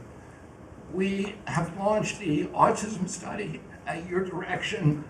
By September, we'll have some of the first answers. Within 6 months of that, we will have definitive answers, not only for autism, but for the etiology of a whole range of autoimmune diseases that have become epidemic in our children. We have ended HHS as the role as the vector, the principal vector in this country for child trafficking. And during the Biden administration, HHS became a collaborator in child trafficking and for sex and for slavery. And we have ended that, and we're very aggressively going out and trying to find these children, the 300,000 children that were lost by the Biden administration. And we have ended funding for gender mutilation surgeries and other kind of gender dysphoria practices, and thanks to Elon, we have saved $67 billion at our agency without compromising any of our critical programs. Mr. President, I want to thank you for your vision, for your leadership, for giving me the 100 busiest days of my life, and most exciting and most rewarding. And there's, over the next 100 days, we're going to do much, much more. That's good. Thank you very much, Barry. Very good, very important. Thank you. Doug, please. Well, President Trump, on your first day in office, you wisely declared a national energy emergency.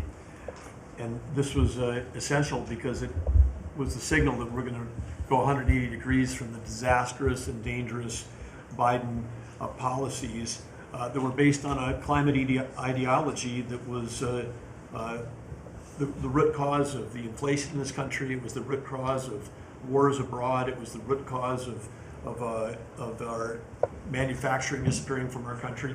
We can't have energy security. Without energy security, we can't have national security, and you understood that. But now with everything that's flowed from that, dozens of other EOs that you've done, America is back in the energy business. As Chris said, there's been a signal that's sent around the world. Capital is flowing, coming back in. The smart money is coming to this country. And now you've given us a chance to win the AI arms race against China. We know we're up against a formidable competitor. China opened up 94 gigawatts of coal in the last year. That's more than all of California and all of New York combined in the last year. We've had presidents in the past, the Biden administration, that were running away, again, under this climate ideology. You've embraced baseload power in this country. I'll never forget standing in the East Room with you, surrounded by the coal miners around this country, where you said, hey, big, beautiful coal. As we work to try to identify the balance sheet of America, our earliest estimate is that the coal resources in America, just on public lands, could be worth $8 trillion with a T. That was all going to be taken off our balance sheet if we weren't going to touch it. But now we're back in the business. I was 1,800 feet underground in a coal mine in Alabama a couple weeks ago. They do metallurgical coal. Without metallurgical coal, we can't produce steel. This is a plant. This is a plant that would have been in a mining operation that would have been shut down under the Biden administration. What we're doing here, back in the business, we're doing leasing. We're leasing for oil and gas. We're leasing for timber with Brooke Rollins. We're leasing for grazing.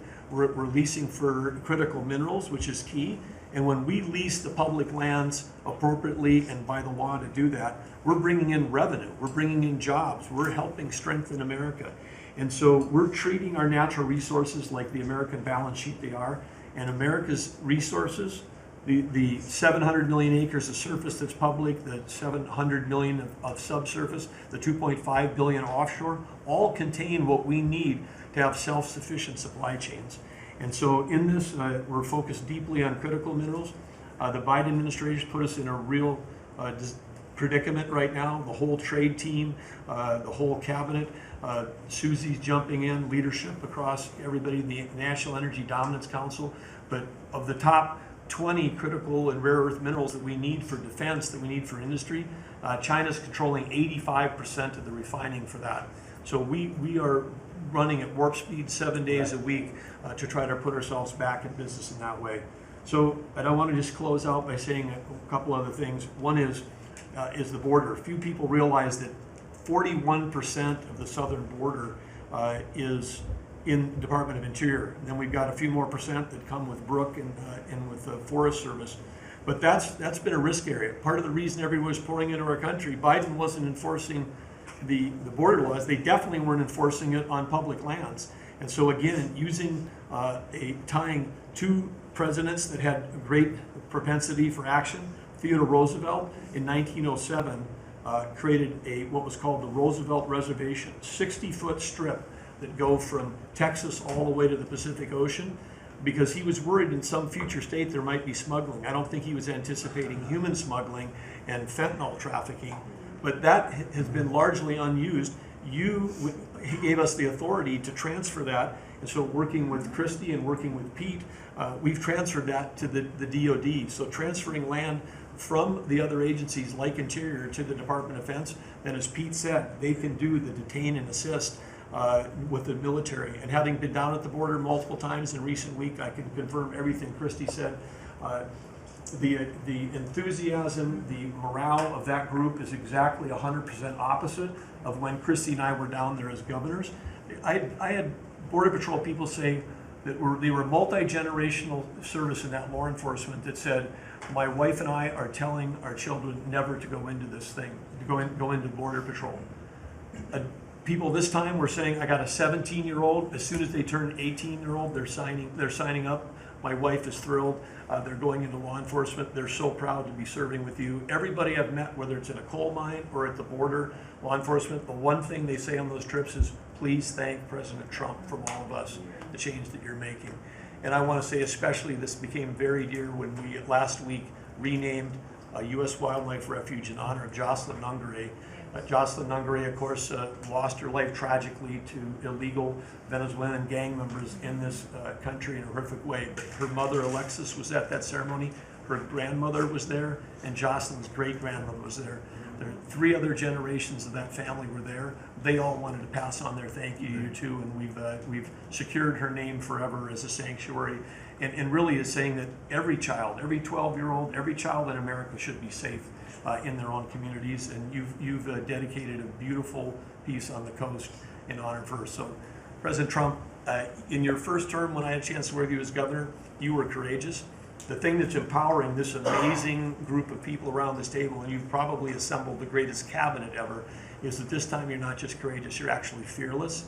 And it's your fearlessness to take on the issues that other presidents would not touch, whether it's the work that we're doing with successfully streamlining and right-sizing government, or whether it's taking on the issues at the border, or whether it's embracing the power we need to win the aliens race. You're fearlessly doing that, and that creates it just all of us can sprint because you're running ahead. So thank you. Thank you, Doug, and you are doing a great job. And with Chris, that's a pretty much unbeatable combination after 10 years. So thank you both very much. Thank you, Doug. It's great. Marco? Well, it's not easy to go last after all these reports that have come here. First of all, Mr. Mayor, so I better be good and I'll be short as well. A couple things, Mr. President. I think you deserve a lot of credit for 2 things. The first is assembling this great team of people. Some of whom I've known for a long time, others who I've gotten to know during this period of time, but putting together a team, not just of talented individuals, but that work well together.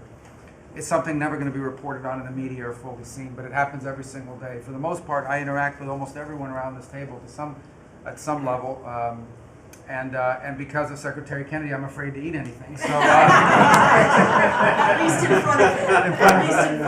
He said Tootsie Rolls are okay in moderation. But it's a great team. And here's the second, and I tell this to people all the time. This is incredibly rewarding service, and you hear it in everyone's voices. Traditionally, in the past, and it's one of the problems we got in as a country, is presidents would say, okay, let's go do something, and then they would have to do a study, and then a study on the study, and then a long internal deliberative process, and by the time you got to it, it was too late, or somebody had forgotten it.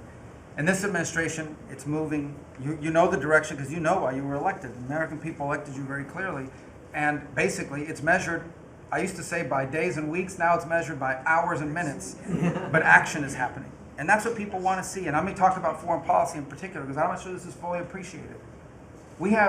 This president inherited 30 years of foreign policy that was built around what was good for the world.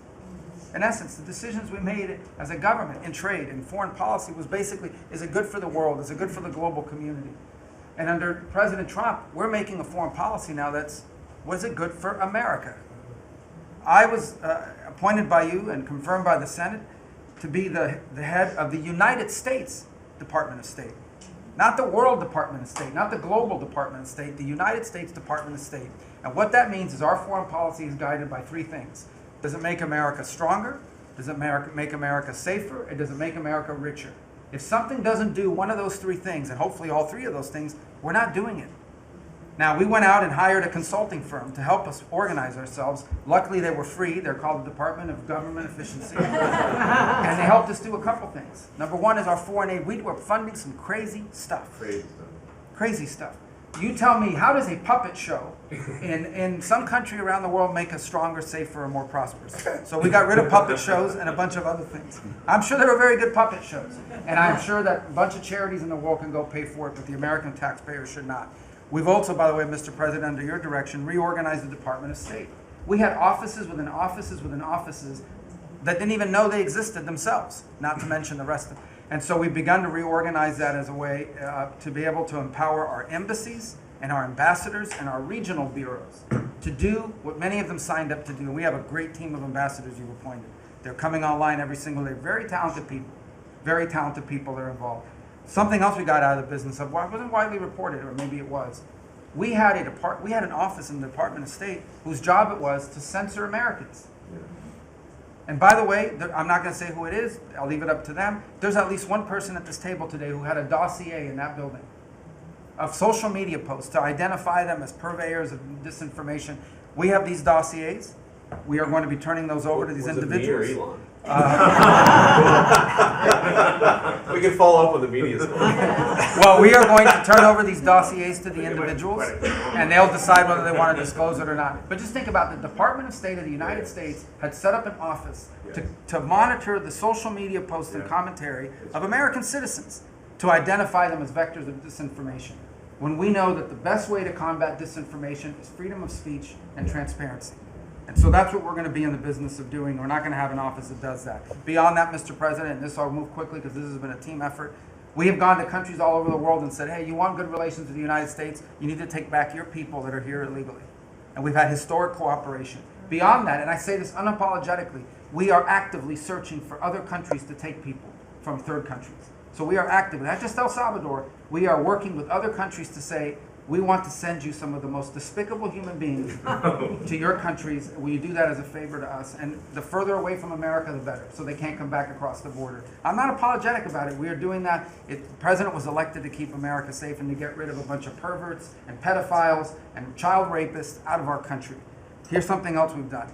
We stopped giving student visas to people who are coming here to burn down our universities and take over libraries and harass people. Why are we giving student visas to people who are coming here to create disruption?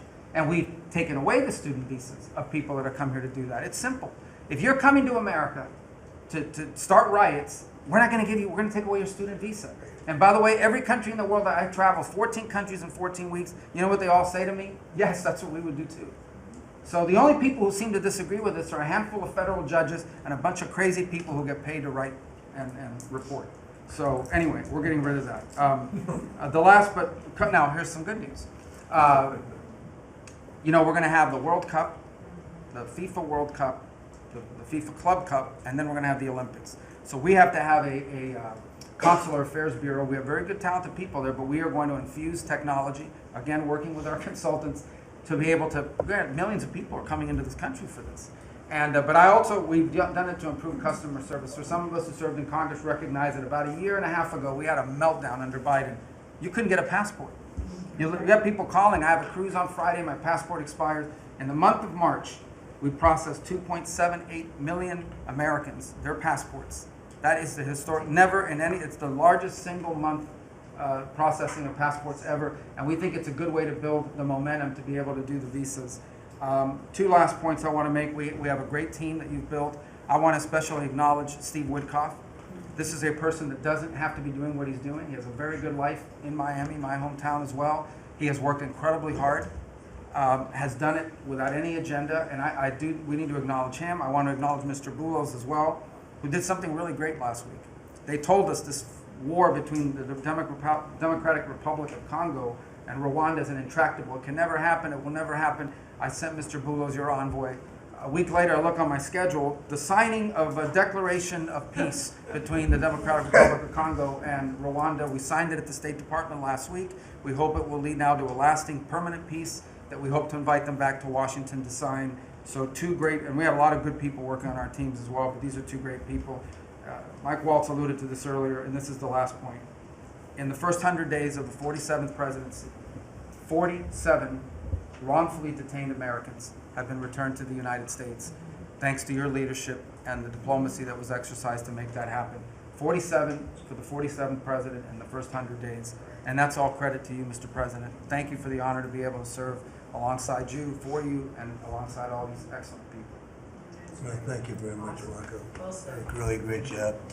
So, you know, I've been involved in a lot of groups of people over the years, good groups, bad groups, all types of groups. But I have been involved in some incredible groups, but I've never been more proud and impressed, frankly. Impressed is maybe even more important. But I've never been more proud or impressed than I am with this group. This is an amazing group of people, and I hope some of those television cameras were blazing and it was on so people could watch this because, frankly, you know, no matter who you are, no matter where you come from, this is an impressive group of people. I sat around being somewhat competitive. I said, well, let's see, who did the best job, who did the worst job? And I determined that everybody is like the same and there was no worst job. Everybody was outstanding. Everybody did a job. You couldn't pick a winner. The only thing you can say is nobody did a bad job or even a fair job. You're outstanding, and so I want to just congratulate you all. This is really something, and we have a job to do. We've done a lot of work in this 100 days. We've established things that are going to start taking place in the next 100 days. I want to see what it's going to be like. I think we're going to have to do this in 100 days, Susie, and we're going to see some very big results from the things that we've done. But I just want to thank everybody. This is really very impressive, and I hope the people at home got to see some of it. Nobody's ever done public cabinet meetings. They were quiet for a reason, because they weren't impressive. And especially in the last administration, they were not impressive. But I just want to say that we're very proud of you, and I am in particular. Thank you all very much. Great job, and I think we're going to have some tremendous success for our country. And I don't know, it doesn't seem like a time to be asking questions. That was so impressive, that to be taking questions, why did you do this? Why did you do that? It just doesn't seem to be appropriate. I guess we probably have to take a couple, because that was the purpose. But if you'd like to ask some, I think they should be very respectful questions at this point. This was an amazing meeting. And so if you'd like to ask a couple, if you'd like to pinpoint them to some of the secretaries, et cetera, would be fine. Yes. Secretary Rubio, can I ask you a question? You brought up El Salvador in your remarks. Have you been in touch with El Salvador about returning Abrego Garcia? Has a formal request from this administration been made? Well, I would never tell you that. And you know who else I'll never tell? A judge. Because the conduct of our foreign policy belongs to the President of the United States and the executive branch, not some judge. So we will conduct foreign policy appropriately if we need to. But I'll never discuss it. And no one will ever make us discuss it, because that's how foreign policy works. Mr. President, yesterday you told ABC News, Mr. President, you told ABC News yesterday that you could get Abrego Garcia back if you wanted to. Do you think President Bukele would turn you down if you made that request? I really don't know. I know that he's been a great friend of our country. He's gotten a lot less money than this would take from us if we were going to build these jails and do what he's doing. And they run a very professional operation. I don't know. I haven't spoken to him. I really leave that to the lawyers, and I take my advice from Pam and everybody that is very much involved. They know the laws, and we follow the laws exactly. Mr. President. Yeah, the transition, sir. You frequently took credit for the stock market highs. You said it was a reflection of how well you were doing in the polls, and then after you were elected, you said the stock market highs were a reflection of how well the transition's going and the American people's confidence in your incoming administration. Now, the stock market's not doing so well, and you're saying that's the Biden stock market, yet you are the president. Can you explain that? Yeah, I'm not taking credit or discredit for the stock market. I'm just saying that we inherited a mess, both at the borders. You could look at every single one of the people here, and no matter who it is, they're doing better, and they are far superior to what took place for 4 years before us. When you look at prisoners being allowed to come into our country at will, just at will, people from mental institutions, gang members, drug dealers, when you look at that, what they've done to our country, and also having to do with finance, look at what happened with inflation. We had the worst inflation probably in the history of our country. They say 48 years, but I would say in the history of our country, it ate away at people. And even though you saw a stock market going up somewhat, because in my case, I had the biggest stock market increase, 88% in the last term, in my last term. But I don't view the stock market as the end all. It's an indicator. But what the stock market really tells you, and when you look at the stock market in this case, is it says how bad a situation we inherited. This was a quarter that we looked at today, and we took all of us together. We came in on January 20th. So this is Biden.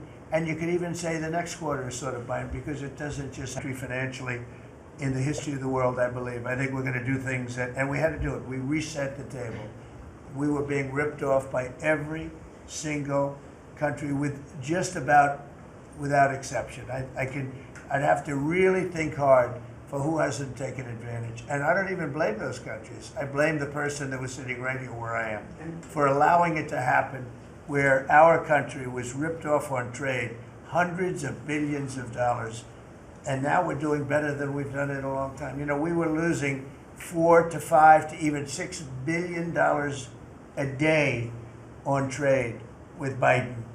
And now we have it down to a very manageable number, and the tariffs, for the most part, haven't even kicked in yet. So that's the way.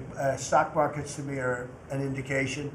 But the big indication is what's happening, and the people around the table know what's happening. Yes. The Ukraine minerals deal is set to be signed in 24 hours or What's so. it? Is it true that the Ukraine minerals deal is about to be signed in the next 24 hours or so? There's some reports saying that. And if it's true, has the deal changed at all from the last time we heard about it? Well, I'll ask Scott to answer the question because he's responsible for it. Yeah, our side's ready to sign. Ukrainians decided last night to make some last-minute changes. We're sure that they will reconsider that, and we are ready to sign this afternoon if they are. Can you talk about those last-minute changes? What was removed or put in its place? Nothing's been removed. It's the same agreement that we agreed to on the weekend. No changes on our side. Just to put that in perspective, though, when I came here, I said, how much money have we given to Ukraine? The real number is about $350 billion. It's unthinkable. And we had no security. We had no nothing. We were just pouring money there, unsecured money, putting it in banks, and anybody could have taken it out. You know, anybody over there, it was their decision. I've never seen anything like it. Europe, on the other hand, which is obviously that whole situation is much more important to Europe because we have an ocean in between. But Europe gave about $100 billion. It's a lot of money. It's a big sacrifice they made also. But they gave much less than we did. And their money is secured, totally secured, by deposits in banks. The deposits are largely Russian deposits. That's what Europe did, but their money is secured. So they gave $100 billion totally secured. We gave money like it's throwing it out the window. And it was done by Biden, and this is Biden's war.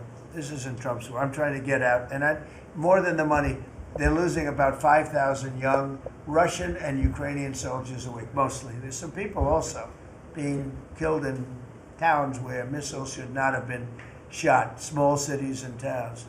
But we are trying to save the lives of about 5,000 young, mostly soldiers, that are losing their lives a week. I see satellite photos, probably off one of his satellites, come to think of it. But I see satellite photos every week of fields with arms and heads and legs scattered all over. It's a violent, violent, horrible situation.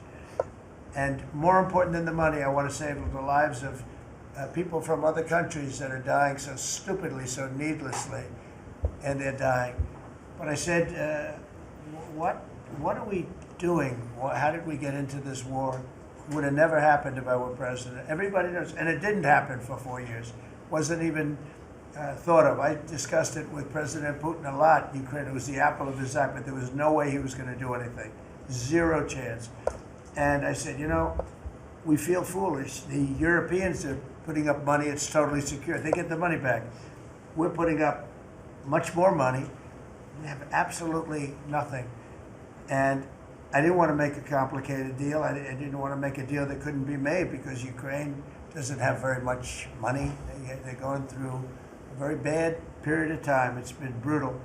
But I felt very foolish being a judge. So I said, well, we want something for our efforts beyond what you would think would be acceptable. And we said rare earth. They have very good rare earth. As you know, we're looking for rare earth all the time. Rare earth is called rare for a reason. And they have a lot. And we made a deal where our money is secure, where we can start digging and doing what we have to do. It's also good for them because you'll have an American presence at the site, Chris. And the American presence will, I think, keep a lot of bad actors out of the country, or certainly out of the area where we're doing the digging. So we made a deal, and I assume they're going to honor the deal. And, I put Scott in charge, and Scott's done it beautifully, but we haven't really seen the fruits of that deal yet. I suspect we will. Mr. President, in progress. You had set a 90-day deadline through an executive order for Secretaries Hegseth and Noam to review whether to recommend to you whether to invoke the Insurrection Act to send troops to the southern border. Is that something you're still considering? Well, I'm talking to them, and it's not hard and fast, but I'm talking to them, and I will tell you that the border is the most secure it's ever been. We have never had anything like it. And when you said, Christy, before, it's 99.999, and I guess that means one person maybe, or two people. It's actually turned out to be 3 people came across the border versus hundreds of thousands of people under Biden. And we're talking about people coming, look, people, they have souls, they have hearts, many of them are good, but we have a country that's under siege. We have a country that really is I think it's under attack. In many ways, worse than under attack, because there are no uniforms. You don't know who the attacker is, so you really don't. It's not like you're fighting an army. You're fighting people, you don't even know who they are. But 11,888 murderers, many of them murdered far more than one person, are roaming. Now, some of them have already been caught. A lot of them have already been caught and taken out. But we're being impeded by judges from doing our job. And hopefully that situation is going to be solved, because I think nobody wants to have murderers and people from jail, and I mean for serious, serious crime. I remember the Biden people used to say, no, these are aliens that came into our country and they don't commit crime. I said, they don't commit crime, they commit worse crime. They make our criminals. Some of these people that they've allowed in through open border policies, the dumbest thing I've ever seen. You can look at some of these people and you say, this is not going to end well. But the people that they've allowed into our country are making our criminals look like the nicest people on earth. I will tell you, these are serious criminals. These are violent criminals. These are people that would kill you and wouldn't lose an ounce of sleep, and they wake up the next morning and they don't even remember it. This is a rough, tough group of people, and we've got to get them out of our country. And the law says, I believe, I hope, and I think Pam will be very successful in proving it, but we've run into, I would call them rogue judges. Somebody could criticize me for that. These are rogue judges. These are radical left, generally radical left, horrible judges. And we didn't lose all of these people. You know, we've lost a lot of people to death and to rape, all sorts of crimes committed by the people that poured into our country. And they came in totally unimpeded. Just come on in. And you see it every night. You'd see thousands and tens of thousands of people pouring into our country. We have no idea who they are. And to this day, we're looking for people. We have no idea. We hear that we have terrorists in our country that are so bad, they couldn't stay in any other country, but we're getting them out. And the group between Pete and Christy and Tom Holman and everybody working together, people that you would least suspect are reporting them, and the public is reporting them. The public is seeing. The public is calling and they're saying, you know, I live in a house and next to me moved in a group of people and they are very violent, and would go and would find out and would say, yeah, you're right, they were really violent, and we have information on most of them. So I just think it's incredible what's taken place. But we right now have a very, very secure border. Right now we have the most secure border in the history of our country, so I don't think we have to worry about your question too much. Mr. President, as Prime Minister of Canada ran against, not only against the Conservatives, but also against you. Yesterday, yesterday he spoke about American betrayal. Are you interested in rebuilding relations with Canada, and if so, how? No, well, I think we're going to have a great relationship. He called me up yesterday. He said, "Let's make a deal." You know, he was running for office. They both hated Trump, and it was the one that hated Trump, I think, the least that won. I actually think the conservative hated me much more than the so-called liberal. He's a pretty liberal guy.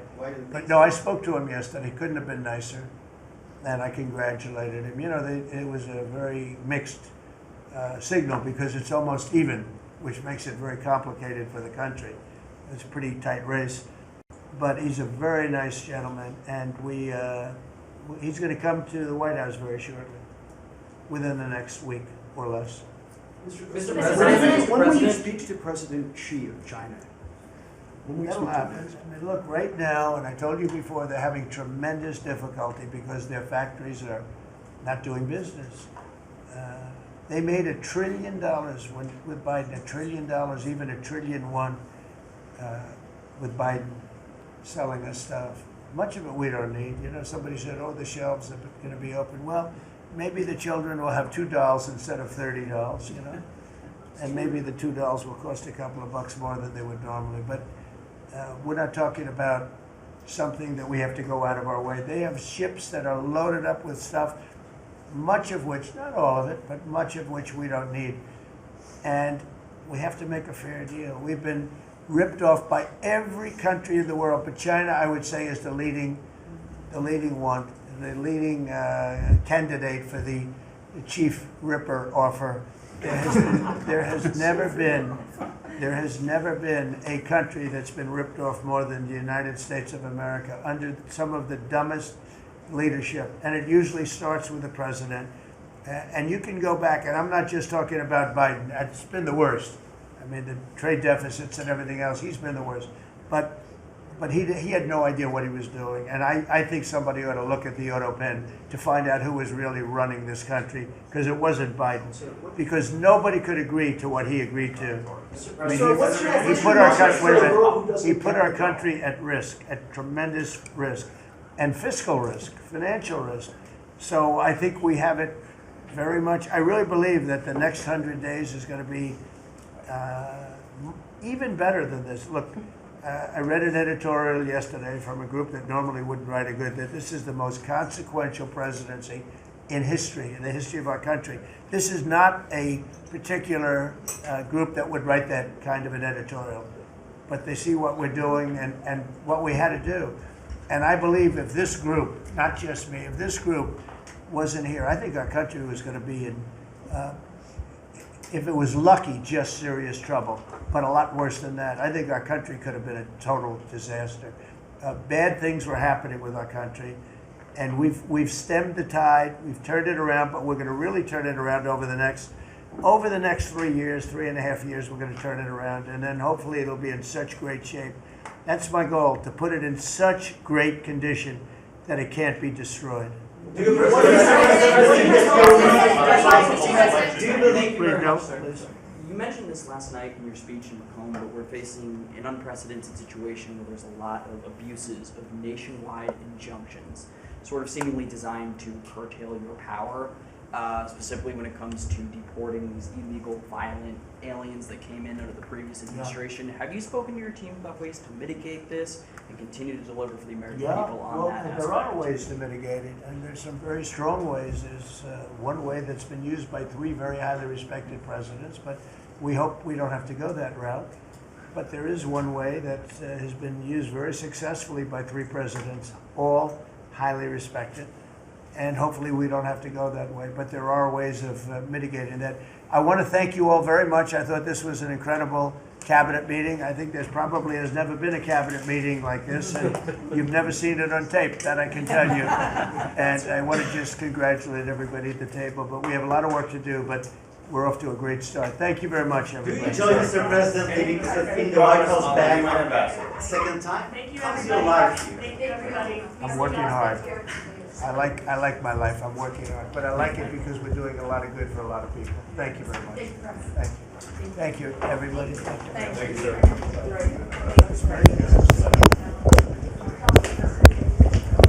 This is, sir.